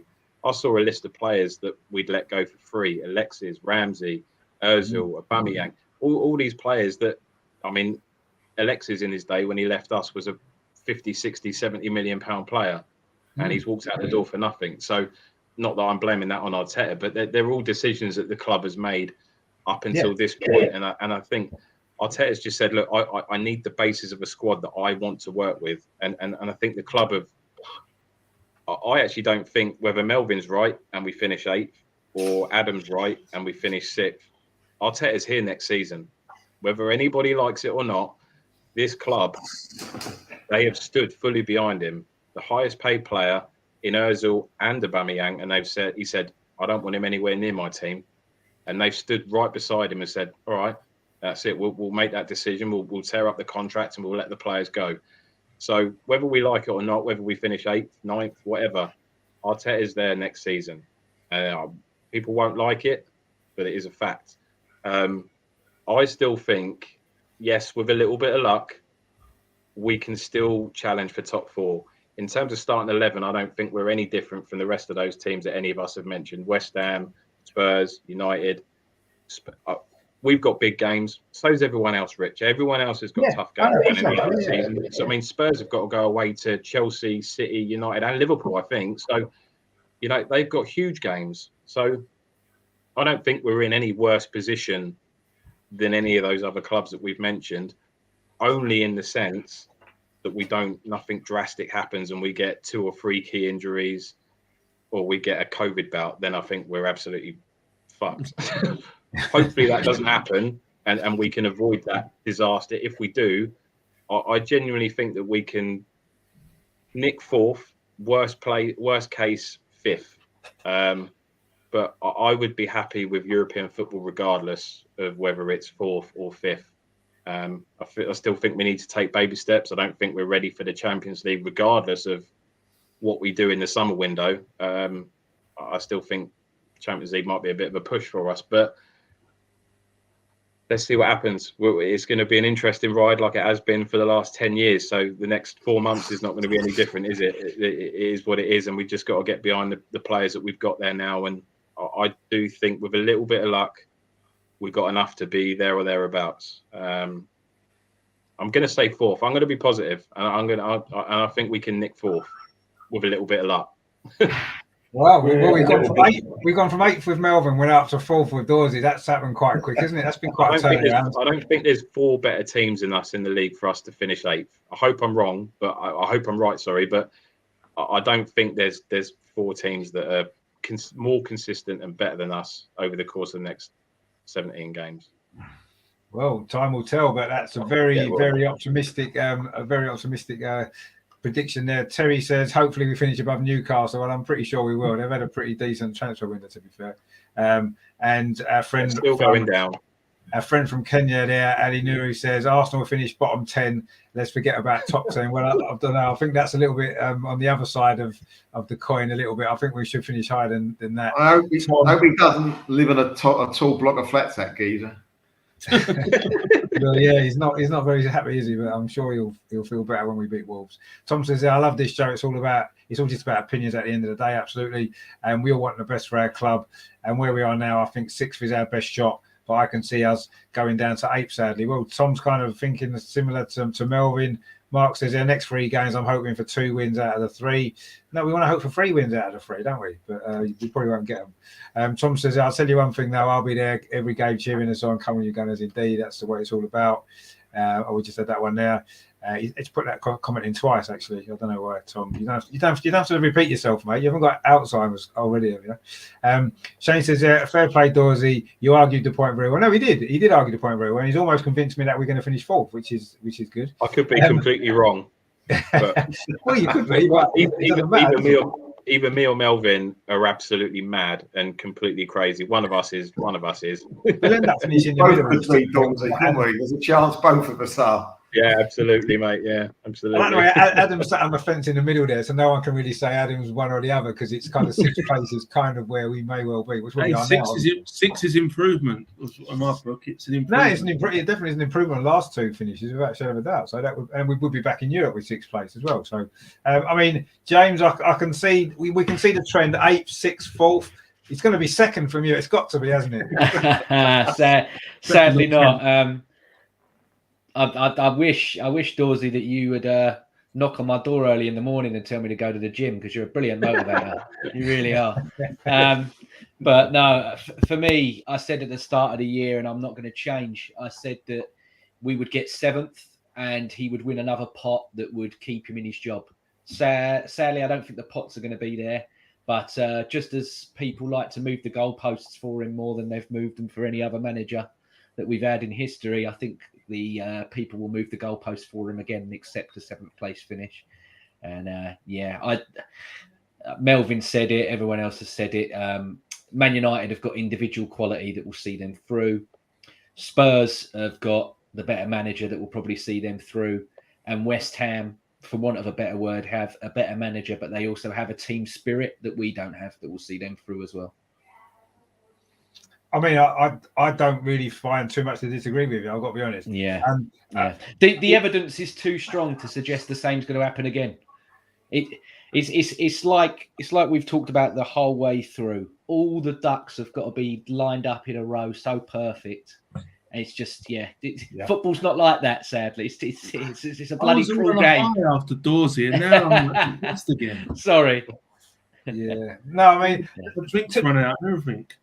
I mean, you never know. There could be a Hutchinson or someone that has to come in and completely blow us away. You know, we could get someone that was like, do you remember when Anelka come in and we just all went bloody hell, and it just helped us so much.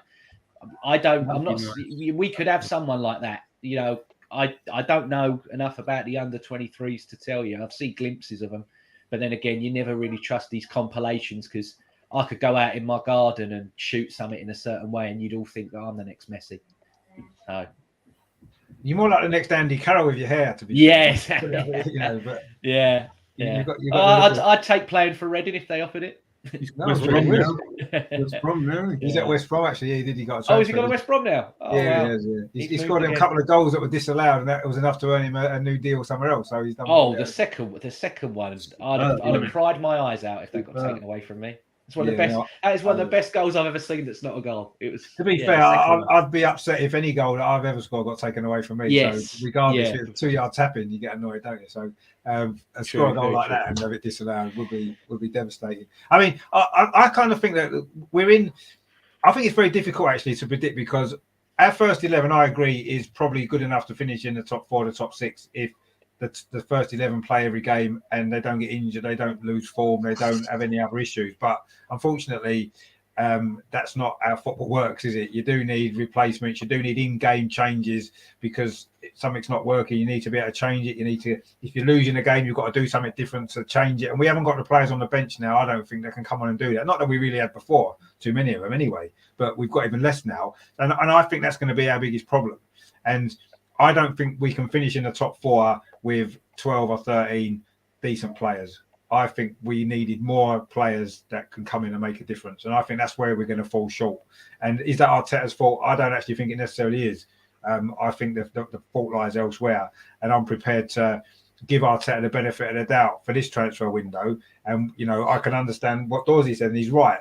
It seems to be Arteta's got this kind of how he wants the team to be built going forward, and that's kind of it's been stripped away, and this is where we're moving. And I actually kind of agree. I don't think Arteta will be sacked, regardless of what we're unlikely to finish lower than 8th. Let's be honest. When you look at the teams around us in the league, there's not many teams from lower down in 8th place that you think can catch us up and overtake us. Aston Villa are the only one. They've had some good signings. Gerrard's making things happen there. You could possibly see them going on a run, but I think 8th will be the lowest we can possibly finish anyway. And we finished 8th the last 2 seasons, and Arteta's kept his job. I know he did win the FA Cup the first of those seasons, but I don't think he will go. I think that the club are going to stick with this now. They've gone too far down the line now. We've got rid of all these players. We've started buying the players that we've bought, and I think you can't really get a new manager in now with all these players that only Arteta wants. That only Arteta wanted. And I don't think another manager could come in. It's going to be a massive investment of new players, which I don't think the club will do. So I think we've almost got no choice. We're almost stuck with Arteta now, whether we like it or not, because we've gone too far down the line with it now, with this project, if you like, whatever it is. We're too far into it. And we've all got to hope that it works. We've all got to hope that this season, it is massively important. I agree with what you've all said before. The rest of this season now is so important, and I don't think we can underestimate how important it is. Because if we're not in Europe next season, we finish 7th or 8th again, which is possible. Hopefully it won't happen, but it is possible. If that happens, we're probably not going to get rid of Arteta. We're not going to have the money to invest in the team as we'd like to, because we've had European football 2 years running, and I don't think we've got a lot of money floating around anyway because of COVID and the empty stadium for 8 months, whatever it was. So I think that's going to be the crucial thing. If we're not in Europe, then I really worry where that's going to leave us next season, what we can spend in the summer, who we can get in, and where we're going. And I'll tell you what, when that announcement gets made, I need to be in Dubai where there's no Wi-Fi, because I don't want to be on Twitter or anywhere when he gets announced that he's got his new contract. I need to be as far away from my phone as possible. There's definitely going to be a meltdown. Definitely. It'll make yesterday look like nothing. When he's got a new 2-3 year contract comes in. Yeah. I mean, to me, it would. When you think about it, if we finish 8th this season and they give him a new contract, that just shows me where the club are at this moment in time, the owners of the club, what their ambitions are for the club. I mean, I personally think 8th again is not acceptable. It's not acceptable. Definitely not, and he should be fired if we finish 8th. He won't be. I don't believe he will be. I think all managers in football now should be on a 1 year rolling. Well, most of them are. That's how I think it should be now. At Watford, they're on a 10-game rolling, aren't they? They don't even get that. Yeah, 5 games, isn't it? Yeah. But no, I don't know about 1 year, but I certainly think you need to be able to, the opportunity for managers to build something, or at least try to build something. Usually it doesn't work out, and they have a couple of bad season, and then they're gone. But I think managers need the opportunity to try to build something, and that's what Arteta has been given that opportunity, and he's got to make it work. He's got to. Yeah, go on, Melvin. not the owners, obviously, but the directors who are under the owner, they're only allowed to have 3 managers. Then they all get the sack. They can't keep giving managers jobs and then sacking them because it's down to them, isn't it? So if they keep making mistakes, they got to be liable. I think that should happen as well. Yeah, but see, I don't think. So, for example, Lampard's just got the Everton job, right? He didn't do particularly well at Chelsea. He did okay at Derby before. He's got not much experience, really. Now, Everton have taken a risk with Lampard. Now, they assume and they're hoping that that's going to work for him, and he's going to do a good job. I think all teams take on a manager because they believe they're the right manager at that time to take the club forward. Often it doesn't work. And it doesn't work for lots of reasons, usually because they're not given enough time generally. They got rid of after 2 years before they really had a chance to get it going. And that, unfortunately, that's what happens. That's the life of a football manager, isn't it? And then they'll end up somewhere else. But I don't think the managers or the directors of the club, rather, that pick the managers are making necessarily the wrong choices. I don't think it's difficult to know which manager is going to work out, isn't it? And at some clubs, a manager just fits and they just work. Arsene Wenger at Arsenal is a typical example of that. It just worked, didn't it? And it's happened. David Moyes now at West Ham. It just works. It hadn't worked for him in some of his previous clubs he struggled with, Man United, for example. But he's gone into West Ham and it's just worked. And sometimes it does, and you get lucky. And maybe it is slightly lucky. And some clubs have had that. And unfortunately, you look at Leicester, maybe Brendan Rodgers, that's kind of worked for them to a certain degree. They've won the FA Cup and stuff and got in Europe again and stuff. So I don't know. Some things it works and some things it doesn't. And at the moment with Arteta, it hasn't not worked, but it hasn't worked either. We're kind of in that limbo situation still, I think. And I've got a feeling that even coming the end of the season, if we're not in the top 4, we're not in the top 6, we're going to be in that limbo again. And we may well be stuck in that limbo for a few years longer if the club do decide, as we assume they're going to, offer him that new contract, because, as Dorsey rightly says, the project is all around this whole thing, isn't it? And then they can't give up on it now, I don't think, because we're too far into it, and we can't start again. We only just started again already. We can't go and start again in the summer, as much as we probably need to, or we may need to if we're not in Europe. But I don't know. This process can only go so far. They're bending over backwards to give Mikel Arteta what he wants. So what do you think the end? What do you think will be too far or far enough that we have to rethink it? How bad does it have to get, or what point does it have to reach? It's win or bust. They've put absolutely everything into Mikel Arteta in the hopes that it will either go bang, but he's now he's got rid of everything he wants to get rid of, right? All of the players, all of the bad eggs, the problem children, all these players that he didn't want in the squad, they are gone. So this summer is make or break for him and us as a club, because if, regardless of where we finish, that's not kind of where I'm going with this, but if he gets the players that he wants now in the summer, he's got his squad that he can influence his own philosophy and what he wants to play. Then for me, next season is all or nothing for me. But we said that this season. No, I didn't. I didn't say that. There was Rich. This squad needed a whole turnover. Everything needed to be changed. The mindset around the club, the culture around the club. The club was just going down the pan before. It was everything about it I hated. The mentality around the club. Everything. They're bringing back players that I finally can get emotionally attached to. People like Ramsdale, people like Kieran Tierney, the Sackers, the Emil Smith-Rowe. These are players that I absolutely adore. And I cannot remember for the last 10 years, bar the odd player, that I've had a connection with the players like that. Right. And whether Mikel Arteta is good enough to manage this football club or not, he gets it. He knows how big this club is. He understands the club. He cares for the club. So and that's why I'm invested in trying to give him every opportunity. And this summer is his last opportunity, right? Because for me, going into next season, he will now have the squad that he's assembled. So what does he need to do? What does he need to achieve next season then, on that basis? It needs to be top 4 next year. It has to be next year, and that is, for me, that is the line. Next year is top 4, and if it isn't, you start again. And it's no different from any other football club. Everybody goes in through these cycles where it either works or it doesn't. But I always knew the second Arteta walked in the door, it was going to be at least 3 years before we're in a position to say this is what Mikel Arteta wanted. So even if, as Melvin predicted, if it's 3 8th place finishes in a row, he deserves to be given loads of money in the summer and the opportunity to finish in the top 4 next season. Do you think that that's the right decision? I've seen enough glimpses of what he's trying to build to say yes. I have. I've seen enough glimpses of the culture that he's trying to bring back to the club. All just even the little touches, the things that he's doing in and around the stadium, the things that he's putting up on the wall. He's bringing back, putting stuff on the wall. All these quotes, famous quotes at Arsene Wenger. You know, he's trying to build this belief back of how big this club is, and he gets that. Sorry, Adam, go on, mate. They've backed him this far. They've got to back him that one step further. Exactly, they've got to see it through. They've backed him thus far. Getting rid of him at the end of this season, no matter what, would be detrimental because the next manager is going to come in and start again. Like you just said, Dorsey, like this window, he's got rid of the last of that deadwood that he didn't want. It's clear to see that from the players we let go. So they have to. If they couldn't get the players he wanted in January, they have to give him that one more window. Because at least the board can say, we've backed him. You know, we've backed him. We've given him exactly what he wanted.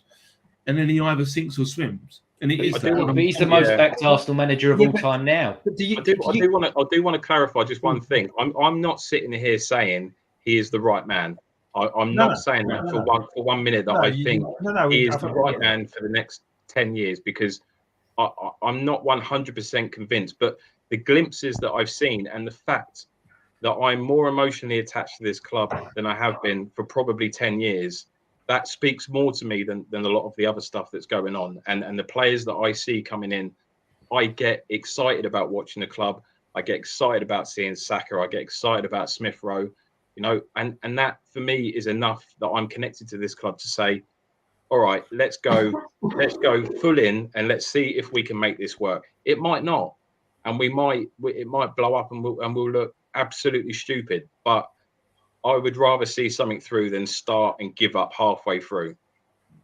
And as I mean, somebody put in the chat before, didn't they? And James as well. How you've kind of put it across in a really good way, and I don't think too many people can argue with the way that you've put it across. All I would say is my slight concern is if in the summer, and I think we have to because of the size of the squad, especially if we are in Europe, we have to spend quite a lot of money this summer, don't we? Yeah. We have to invest. Now, for me, do we want to invest that in a manager who's finishing 8th and 8th and maybe 8th again?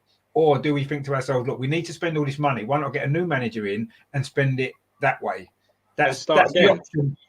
We're almost starting again anyway. If we're going to spend 300 million in the summer because we need 10 new players, because we haven't got a squad, then we are starting again anyway in the summer, aren't we, technically? Keeping the players that we've got already, the good players that we've got, and building around them, you know, the Smackers and the Saka and the Smith Rose, as we've said, and Martinelli and all them, and Tommy Asu and Gabriel and all these great young players, building around them, we're going to have to start again anyway in the summer, aren't we? Because the rest of it's not good enough. Here's a curveball, Rich. How about instead of spending that money on a ton of brilliant new players, you spend half of that on a manager that might cost you 6 to 8 million a year instead of, 4 or something that Arteta's on. You know, if you pay, again, you know, Wenger level type money for a manager that might cost you 10 or so mil. And because for me, I think another manager might look at it and go, I can get these with a few little additions and maybe bring some of these other younger players up to where you want to be. And all the time I hear, oh yeah, but what big manager would want to come to Arsenal? All of them.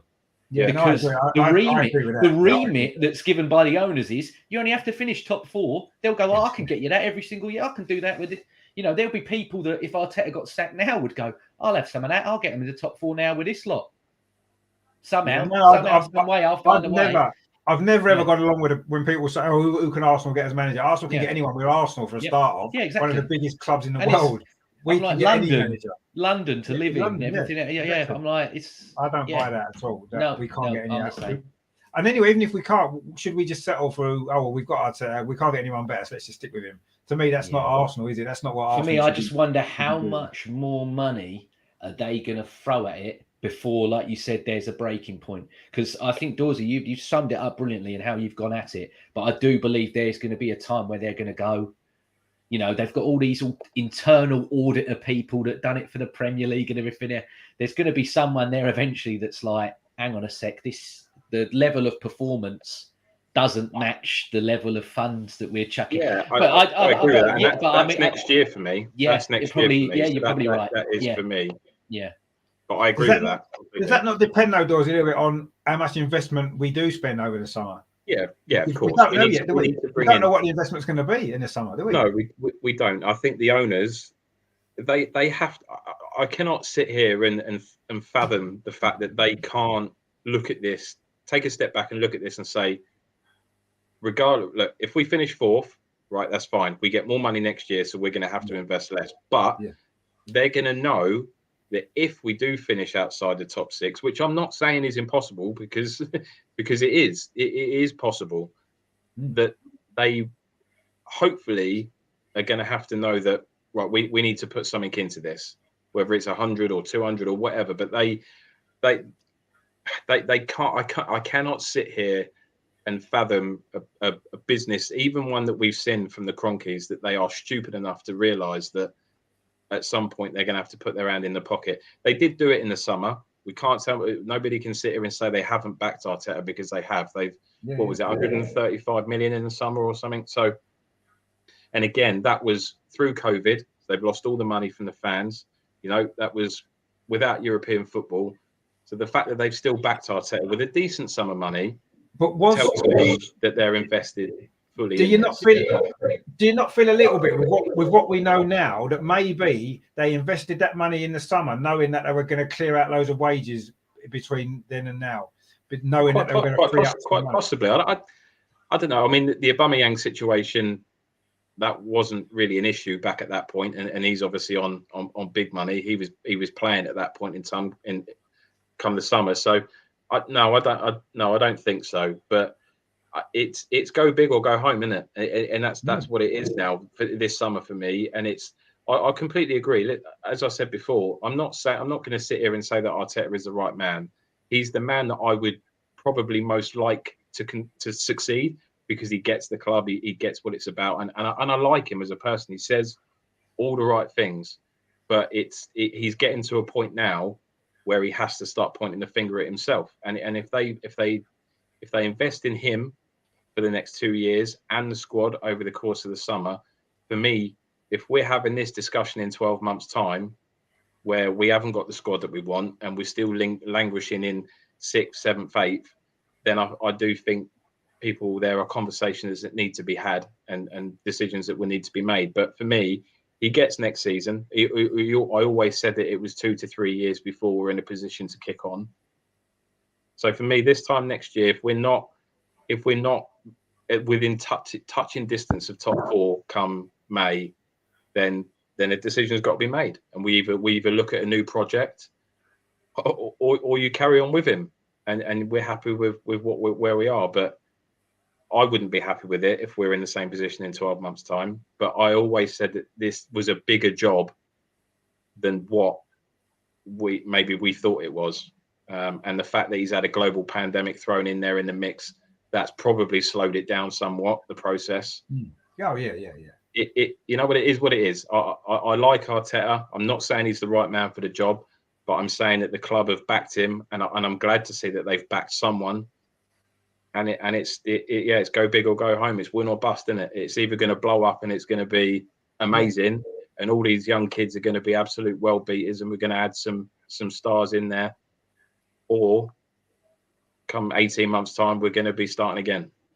It's going to be one or the other. Yeah, I mean, that's basically the situation. Terry says Arteta, COVID injuries and VAR. It does. We need much luck to go our way. Yeah, we haven't had much, have we, so far? And Tom says I'd say I just lose all hope when Eddie comes on in the second half. If we aren't winning at that point, I know he isn't going to be scoring or creating anything. Well, yeah, that seems to be what's happened. So Tom says Lampard against Germany makes me sad. Yeah, we'll never forget that, will we? Mark says Stan and Josh will stand by Arteta. Yeah, I think we agree that that's what's happening at the moment. Terry says Dawsey, don't get too attached to ESR, Saka and Martinelli. They'll leave if this doesn't come off next season. Well, I don't know if they'll leave at that point, but if it doesn't start happening soon, we don't start being able to compete soon, those young players are going to think, you know what, my career is, I want more for my career than just mumbling along in mid-table at Arsenal. And that's my biggest worry, actually. We've got these great young players, but we need to give them something to want to stay for. And just coming through Arsenal's academy might not be enough on its own if we're not challenging and boost. I mean, you know, we know that as Smith Rowe and Saka now, they're a big part of the England squad. If they really want to progress their career and get to the top level, they need to be playing at a club that's going to be competing at the top level in European football, Champions League football. They need to be playing that. They need to be. And hopefully it'll be with us. But if it isn't, Martinelli's another one. You know, Martinelli should be playing in the Champions League. He deserves that stage because of how good he is. You know, Jurgen Klopp sniffing around him already. So it's not going to take him long, is it, to come back again if we're not in Europe next season saying, you know what, Martinelli, look what I can give you. You know, I've got my front three that are getting older, going to be moving on. There's a space for you in this team, playing in the Champions League, playing in challenging for the title every season. How can he say no to that? No matter how much he loves Arsenal, you know what I mean? This is the problem that we've got. Our young players, it's going to be like it was years and years ago when our young players used to get ripped off by the bigger clubs because we couldn't offer them the ambition that they have as a player. You know, look at the Van Persie thing, for example. I know he wasn't a young player, but clubs with more ambition can take your best players off you quite easily. And Salah's still not signed that contract, Rich. It could be sooner than you think.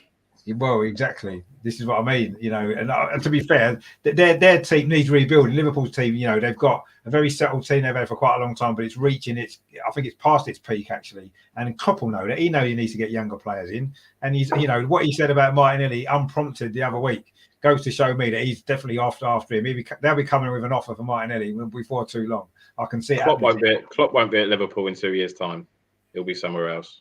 You think? Yeah. You don't think he's going to rebuild at Liverpool now? No. There was already talks of him saying that he's kind of feels like he's coming to the end of what he. I mean, what more is there for him to do at Liverpool? He's won the league. He's won the Champions League. He's done that. Why not go and prove himself somewhere else? He didn't do it in Germany. I think he won the league in Germany, didn't he? But yeah, I mean, why would he not want to look at maybe? All right, let's go and have a go at Real Madrid or Barcelona. Let's try and get Barcelona back to where they should be. You know, I'll be shocked if he's there in 2 years' time. He might go to Barcelona and marry. He might go to Barcelona and marry Aubameyang again, mightn't he? No, if he goes to Real Madrid, though, he might buy Martinelli then, go after him then. No, I'm not saying he won't. I'm not saying he won't. He won't look at our players wherever he's managing. But what I'm saying is, I don't think he'll rebuild at Liverpool. I think he'll give it. I think it'll be this season and maybe 2 years max, but he won't be here any longer than that. Yeah. I think Martinelli, Mbappe, and Haaland's pretty good strike force. Cool, can you imagine that? Yeah, that'll be that. Well, they're getting two of them, aren't they? So yeah. they had him to the jigsaw part. I don't think anyone would win ever again anything, would they? No. No, it wouldn't. It won't affect us because we won't be in the Champions League. No, exactly. Yeah, we won't play them. So yeah. Ryan says there apparently the club are going to freshen up the Emirates during the summer. It needs freshening up, doesn't it? It's been looking a little bit sorry for itself actually. So you know, I know inside the ground they've been doing a bit more, haven't they? You know, with in the tunnel and stuff like that, they've changed players' entrance and stuff. They've done a little bit there. It does need freshen up outside. I think that's clear to everybody. It's looked a little bit down in the dump. So hopefully they'll do that, and then you know maybe this will be the start of a new era for the club, maybe all round. You know, a nice paintwork on the stadium, and you know some nice new players coming in, and hopefully we can move forward in a stronger way. But yeah, something. But again, I think that's driven by Arteta. I think he knows that we've always had that traditional class, and I think that decision to kind of revamp the stadium and give it a fresh lick of paint, if you want, I think that's driven by Mikel. I really do. Possibly, yeah. Like you said, he does get the club. There's no doubt about that. Terry says if they're going to freshen up the Emirates in the summer, then that's forward gone. Yeah, the money that we would have spent on a striker is going to go on a bit of paint outside the ground instead, maybe. But we'll see. Hopefully, we can do everything, and you know, it can be. But yeah, I mean, I think you're right. I think that this summer is actually pivotal now. Well, the rest of this season first to see where we are next season, and then the summer transfer window that comes along with it is pivotal to where the club are going, where we're heading. At the moment, I think we're a little bit of a crossroads. I feel that we're at a crossroads. I feel we've been at a crossroads for a while, actually. But this current transfer window and what happened last transfer window and where things seem to be heading at the moment, I'm a little bit more feeling this is a really big moment in the future history of this club, where we're going to be going. And I don't know, we'll have to see. Between now and the end of the season, it is massive. If Melvin's right and we finish 8th, then I think I don't want to be right, Richard. I don't want to be right. I know you don't want to be right, but if you are right, I think that's big trouble for the club next season, not being in Europe again. I really do. If Dawes right and we finish top 4, then I think it's happy days and we can be delighted with this how this season's gone. Hopefully we'll be able to spend a bit more money, be in the Champions League again, whether we're ready to compete, quite ready, and that doesn't matter. Let's be in it. Let's get the money and build from there. That's what we need to do. I'll take that all day long. And, you know, if maybe you and maybe James and Adam are right and we just maybe outside that top 4, but we are still in Europa League, I'd probably take that as well, if I'm honest. I personally think, if I'm totally honest, I personally think we are going to finish either 6th or 7th. Personally, that's where I feel that we'll finish at this moment in time. Looking at the teams around us, the games we've got left, the lack of depth in our squad, we are 2 or 3 injuries away from really struggling. We haven't got enough options on the bench, so I think 6th or 7th, and I can't quite decide yet where I think that might be. I think Wolves might be the team. They're in good form actually. We've got to play them twice as well. If they beat us twice, that's going to put them ahead of us, and that could be another team we're trying to catch up again too. So. Crucial times coming up actually for Arsenal, and we haven't really done ourselves a lot of favours in January by not strengthening the squad, unfortunately, and we're left with what we're left with, and let's hope it works out. Shane says there, Uber wages towards the liquor pay. Yeah, maybe got rid of Aubameyang, saving his money on his wages. Now we're going to revamp the stadium. So it's a bit like what Boris Johnson did, a few million quid on house decorations, and it's nice, isn't it? That's what you need to do. So maybe that's what we've done. Nice wallpaper inside the Emirates would be nice, wouldn't it? Some nice wallpaper. It would, yeah. That's what they need to do, and give it a bit of a spruce up. Be nice, paint the skirting boards and stuff like that. In the changing rooms, make it a little bit nicer for everyone. But I personally would rather we bought a centre forward and left the stadium as it is for a little bit longer, although it does need doing. If it's one or the other, buy the centre forward and then worry about the stadium once we're in the Champions League and we've got a bit more money. But anyway, let's hope we can sort it all out and go in the right direction. Terry says, I hope we make Europe, but can we trust the Kroenkes to invest? Well, this is the problem. We don't know, do we? We're not going to know until the end of the season. If we're in Europe, we'll see what happens. If we're not in Europe, who knows? I personally think if we're not in Europe, it's a big problem. I really do, in terms of investment and what's going to be available and how much they will invest. I really do think it's a big problem. But let's hope that doesn't happen. Because I think a second season out. I remember saying a few years ago, well, one season out of the Champions League will be all right. We can cope with that. We can rebuild. And now 5 seasons out of the Champions League, 1 season out of Europe completely. It's only thing we could be 2 seasons out of Europe. That'll be all right. We can still cope. It's like we're going backwards and backwards with our expectations now, aren't we? Which is a shame. But anyway, we'll see. We can only hope for the best, can't we? Ryan says there, a bit of cheese and wine and we're having a party. Yeah, exactly. Yeah, decorate your sitting room and have some cheese and wine and everything's great. And no one will care at that point who we sign, where we finish in the league. Will they have a bit of wine, a bit of cheese? Everyone's happy, a bit of music going on. Doesn't matter, does it? Life carries on regardless of where Arsenal finish in the table. But anyway, we'll see what happens. Well, I mean, I'm glad we've had a good discussion about everything like that. And Dawes actually made me feel a little bit more positive. I've got to be honest. I wasn't feeling very positive at all. And now I can start to see that actually Dawes got some good points there. And he might be completely wrong, but at the moment, I'm feeling quite positive about it. He's sold it well, actually. So you've probably sold that better to us tonight than what Edu has sold Arsenal to all the players we've been trying to sign in January. If I look at it. Listen, why worry about something that's out of your control? We can't change any of it, so it is what it is. You just have to buckle up. You have to go with the ride, and what happens, happens. We're always going to support the club through thick and thin. So yeah, of course we are. Just enjoy it. We all want the best. We all want to be back at the top, but I think I just maybe got more realistic expectations than some, maybe. Just that it's going to take a little bit longer, and we got to do something a bit different. Yeah, and there's no doubt we're definitely doing it a different way, aren't we? Not many clubs have gone. Not many big clubs that want to become better have gone down the route that we're going down. So it's an experiment in a way, and let's hope it proves to work. But you're right, we can't control it. I don't know about you saying enjoy it. It's difficult to enjoy something that you're not enjoying. We love Arsenal. We want Arsenal to do well. Of course we do. But that's the life of a football fan. Even the first 10 years of Arsene Wenger, we were maybe the odd final with Liverpool when we lost in the FA Cup final. We lost it. That kills you. But you move on and you look forward to the next one. We'll be in more finals. We'll win more trophies, and it's what it is. You just got to go with it. No, you have. I mean, I guess maybe you've got more opportunity to see maybe more of them than what we have because we're a bit older than you. This is true, yeah. Well, hopefully. We've got maybe less time to enjoy those things. You've got maybe more, so maybe you can afford to be a bit more patient than what we can. Yeah, maybe. But no, I mean, you're right what you say, of course, and we'll be here through it all anyway. Whether we're finishing in the top four, whether we're finishing in the bottom four, we'll still be here talking about Arsenal because that's what we've done all our life, and it's not going to change regardless. But we just want a little bit more, don't we? I guess we just want to see a team that's competing and doing well and winning trophies or competing for trophies. At least, of course, we do. Everyone does, don't they? Shane says there, who are LA Rams playing in Super Bowl? 6 million on a new stadium. Yeah, well, exactly. And Shane says there, thanks. Super Blow. That's it. That sounds like a film I want to watch. What's that? His last comment. It didn't say Super Bowl. It said Super Blow. Sounds like a film I want to watch. It did say Super Blow, actually. Yeah, he's got that wrong. Maybe that was a mistake on purpose. Maybe, but anyway, maybe Shane's been drinking a little bit too much whiskey. Perhaps that's what it is. And so he said, "Great show, Richard. Thanks to Magic Melvin." We always say Magic Melvin. He doesn't call Magic Dorsey or Magic James, does he? I think that's a little bit unfair. There's a reason for that, obviously.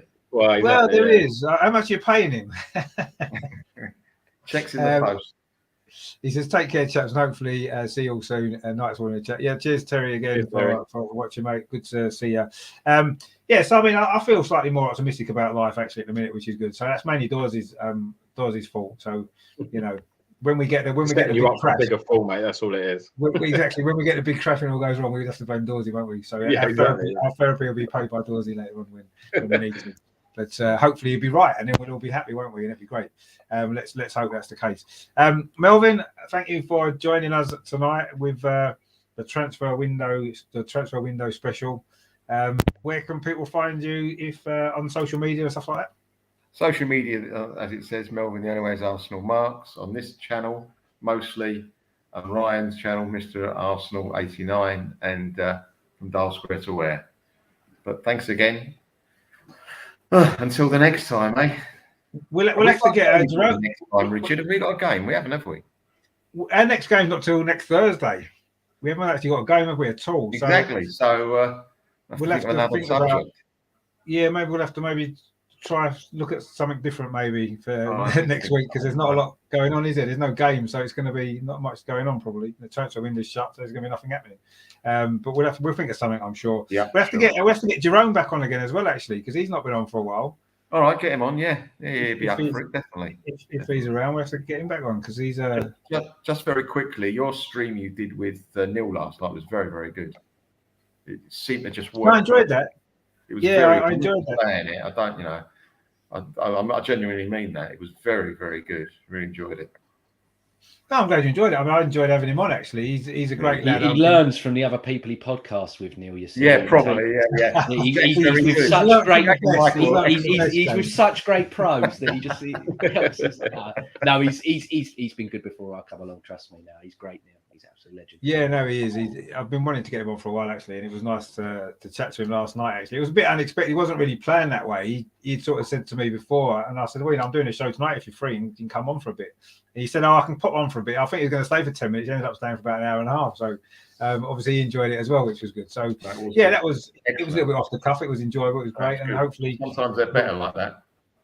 Yeah, mate. Sometimes, that certainly seemed to work. So obviously we'll try and get Neil back on again as well at some point as well and do some stuff with him and Dorsey as well again. I say you've been Mr. Positivity tonight, which I've liked. You've really cheered us all up. So that was good. You have to try and be positive, don't you? But it's whether or not it's unrealistic is another thing. But we'll see. One of us will be right come the end of the season. So you never know. Come the end of the season, I might not come back on the show just to hide my face. I think that top's giving you positivity because it's such a positive top. Although it wasn't a great season from what I remember, was it? That was the Arsenal. That was 95, 96. I think. 95. It's a Bruce Rioch season. Schwartz wore that. Did Stefan Schwartz wear that shirt? He did. Yeah, he did. Yeah. I'm very happy. It's almost. I mean, I could have sworn it's brand new. I really could. It feels like it's barely been worn, but yeah, it's one I've never had. So I'm buzzing. I'm only missing one more shirt now from the 90s onwards. So need to try and get that one. What's the one you're missing? This one, but the home. And the yellow, the yellow. The yellow one was that season, wasn't it? There was a yellow one. Are you talking about the red and white one and it's got Gunners written on the back? So in the like tramp stamp area. Yeah. So this one's got Arsenal on the back. So I'm missing the home shirt from that year, and then the yellow one that they released they only wore twice, but they never released it as a replica. It's probably the rarest shirt. Is that game at Sunderland when Bergkamp scored that goal? Yeah. It was that, wasn't it? It wasn't that. It wasn't that one. I've actually got the book down there, but I won't get it. But yeah, I mean, I've seen them, but they're about 500-600 quid because there's only about 900 of them even made. Yeah. So the chances of trying to get one is very slim. It was made for one season as a third shirt. It was worn twice and was never released as a replica, so no one could ever buy it. So whatever you get is a player spec shirt, would have been issued to a player. So yeah, they're quite expensive. Tell you what, someone on Vinted has. Do you remember when we played in the UEFA Cup and we sometimes wore the blue one? It was a dark blue with yellow cuffs. Someone's selling one on Vinted with Silvinho on the back. Now I don't know if that's player issue or what have you, but they had it for 25 quid. I'm like, I don't think they know how much. I don't think they realise how. If it didn't have if it was plain, I'd have bought it. Because part of me's like, Silvinho, he's a great goal against Chelsea, but he's not really a player that I'd keep on my shirt all the time. That was the Dreamcast one, wasn't it? Was it Dreamcast? Yeah. But I only remember that being where a couple of times. That game at Wembley you're on about when we played in the Champions League and we wore that blue kit. Is it that one? No, that's... Because we wore one, a really strange blue kit we wore. I think Ray Parlour got sent off against, I think it was Lons at Wembley in the Champions League. When we played our Champions League games at Wembley, we had this blue kit that I don't think we wore again. And it was a one-off for that. It was a one-off for that game because both of our kits clashed with the other. It was Lons, wasn't it? Lons, it was Lons at Wembley, yeah. So that's the yellow one. Oh yeah. But that one there was only ever worn twice. But the blue one you're on about is, I won't take up too much of your time. It's right here somewhere. What book's that, Dorsey? I'll show you in a second. Hang on. The history of the Arsenal shirt, isn't it? That looks a great book. Arsenal shirt, but it's brilliant. To be fair, I've just been going through it, ticking off the ones that I've got. Yeah, you're on about that one. Really, That's it. Yeah. Yeah, that's a nice shirt. Silvinho, someone's got. Yeah. Yeah, so that one was never released. It was made purely for that game. So I think there's 15 of those made, and that's it. Wow. Really? So they've probably got Silvinho's actual for that price. If that's the same shirt, quite possibly that's worth. I'm gonna take another look. I'm gonna take another look. Why offer him 30 quid, James? You can sell it for probably about 20 grand. Honestly, I reckon if they go, if you find one of them, you're looking at $2,000. I reckon, yeah, probably more than that. If it's that rare, there's 15 made. They made them for the squad of 15 for that game. That is it. They're the only 15 that were ever made. So if it hasn't got a player's name on the back, in this squad. What was the game? It was Lons, RC Lens. Lons in the Champions League, yeah. I'm going to check. Wembley, I'm going to check after. Wembley, yeah. It was Silvinho probably did play. I don't think Silvinho did play. I think Winterburn played, but I might be wrong. Yeah. I've just got a feeling Winterburn played in that game. But anyway, I mean, what a great shirt that is, by the way. So if you can get one of them, that'd be great. I'll have to say if I can find a copy of one, maybe a fake one somewhere just to put in the background just for a laugh, maybe. I think I'd sell my other 103 shirts for that one shirt. But then it'd kind of spoil it because you wouldn't have your collection in, would you? So yeah, but I'd have one of 15, mate. You don't need anything more than that. That is true. That is very true. So he says, night magic. See, he's calling it magic again. He says, night Morsey Dorsey. Yeah, that sort of rhymes, I suppose. I'll take that. Jolly James, good night, Richie Rich. Okay, fair enough. Hope that makes you feel good. Yeah, that's a bit better. We've all got a little name there. That's good. We feel it's not Silvinho, wasn't it? It was that game was 98-99. He wasn't there then. Okay. No, he was Winterburn that played that game, wasn't it? Yeah, it's got to be a different shirt that's on there. It's got to be a different blue one. Stan says back home and you're still going. Yeah, we are still going. Good that you've joined us again. We're just finishing now. We just got distracted by some shirts there, Arsenal shirt history, which that's the book I need to get actually because I've got a lot of Arsenal books about Arsenal history of various different things. But I haven't got the shirt history, so I need to get that because that looks like it's a pretty good book actually. So that needs to be purchased at some stage. I'll have to look into that. It's that one. Yeah, it's that one. Yeah. So that one was a Champions League kit for that year, yeah. But they're still quite rare. You don't see many of them about. No, you probably don't. I've never seen anybody wearing it at a game or anything, fans or anything like that. I'll wear mine for you next week, Rich. Brilliant. That's what we need. Great. That'd be good. We look forward to that then. And of course, James as well. How are you doing, James? And enjoyed the show and good to have you back on. Yeah, I know. I appreciate it. No, very, very kind of you. Never done a podcast with you before, Dawsey. So yeah, it's been great. Really I enjoyed it, mate. Talking to you. Yeah, really, really good. And Melvin and yourself, Rich. Yeah, great as always. And hopefully we get to do it again sometime soon. Absolutely. Yeah. And where can people find you as well? Just LL Cool J. Yeah, the best bet now is to just go on the Twitter page and then it'll be retweeted or posted up there. I do so many now. Yeah. Yeah, I've seen you popping up on a few recently, which is always nice. Yeah. You know, you seem to be popping up all over the place. Oh, I appreciate being asked. I always, yeah, I appreciate the time. No, it's always good to have you on. Stan says, I've got that too with Bergkamp 10 on the back. Yeah, that's my little Bergkamp shirt. It's the only shirt I've got with a name on the back, actually. I just got that one special because it was a Highbury one, of course. And Stan says, my missus got it for me for Christmas. That top, indeed, it is. So, no, I mean, fantastic. I mean, obviously, thanks to everyone for watching tonight. Thanks to everyone in the chat. There's been some great comments as well. Hopefully, we got through most of them. I think we did. So, thanks for you guys watching. Obviously, thanks to Melvin and Dawsey and James. We'll have to see about next week what we're going to do because obviously, no game. It's a bit quiet on the Arsenal front now. It's going to be with no transfer window. So, we'll maybe have to come up with a different idea for next week's show. Maybe do something a little bit different. Maybe look at some history or do something like that. Maybe that kind of stuff's always good fun. So we might look into doing that. Oh yeah, the shirt book. That's it. Maybe we could do something on the Arsenal shirt. I could bring some shirts to the party. Maybe what we could do is we could have like a, you could show up a shirt. And we've got to guess which season it was and which, stuff like that. No chance. You'll get them all, Richard. Well, I'm not. I don't know. I haven't got that book on the shirts, have I? So I'm not. I won't remember all the shirts where they came from. Well, no.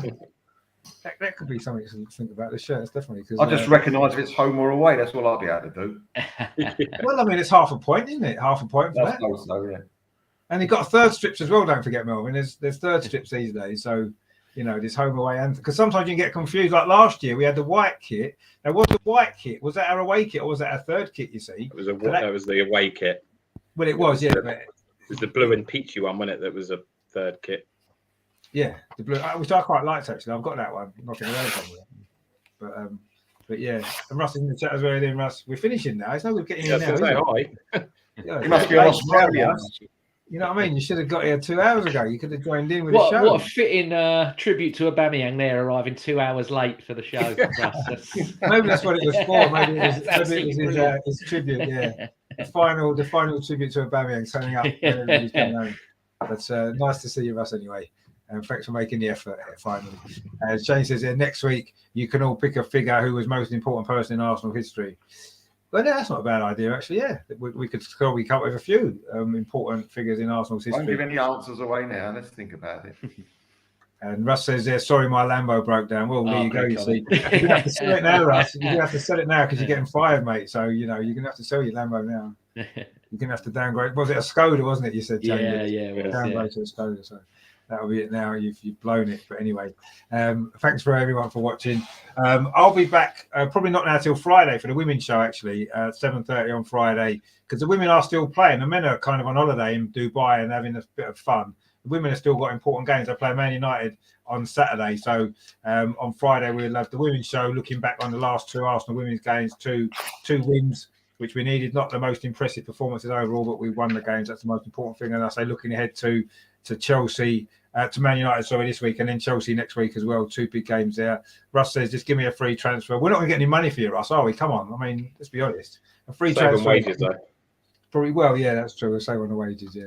Which means we can paint. I can paint the studio behind me with the wages that we saved on Ross there. That'll be good. That's for the summer. So yeah, I'll be back on Friday for the women's show at 7:30. And have a couple of days off, just going to chill in the sunshine in Dubai along with the Arsenal players with no Wi-Fi or anything like that. So that'll be good. And then I'll be back on Friday for the women's show and Saturday for the watch along Arsenal against Man United in the WSL. Big game that'll be. So that's going to be fun. Thanks everyone for watching. Thanks to all you guys in the chat. Thanks to Melvin, as always. Thanks to Dawsey. He's fantastic top. James as well. And of course, Adam, who had to shoot off earlier. He apologises. He had to get away quickly. So, but obviously, great to have Adam on as well earlier on. And he'll be back, of course, next time as well. We will see you very, very soon. And of course, in the meantime, as always, come on, you Gunners. been a difficult January, but it's February now, so things are going to be better. Valentine's Day and all that's coming, so we'll keep the love going all the way through the rest of the season. There you go. We'll see you very soon, guys. Take it easy. See you later. Cheers, guys. See ya. See ya.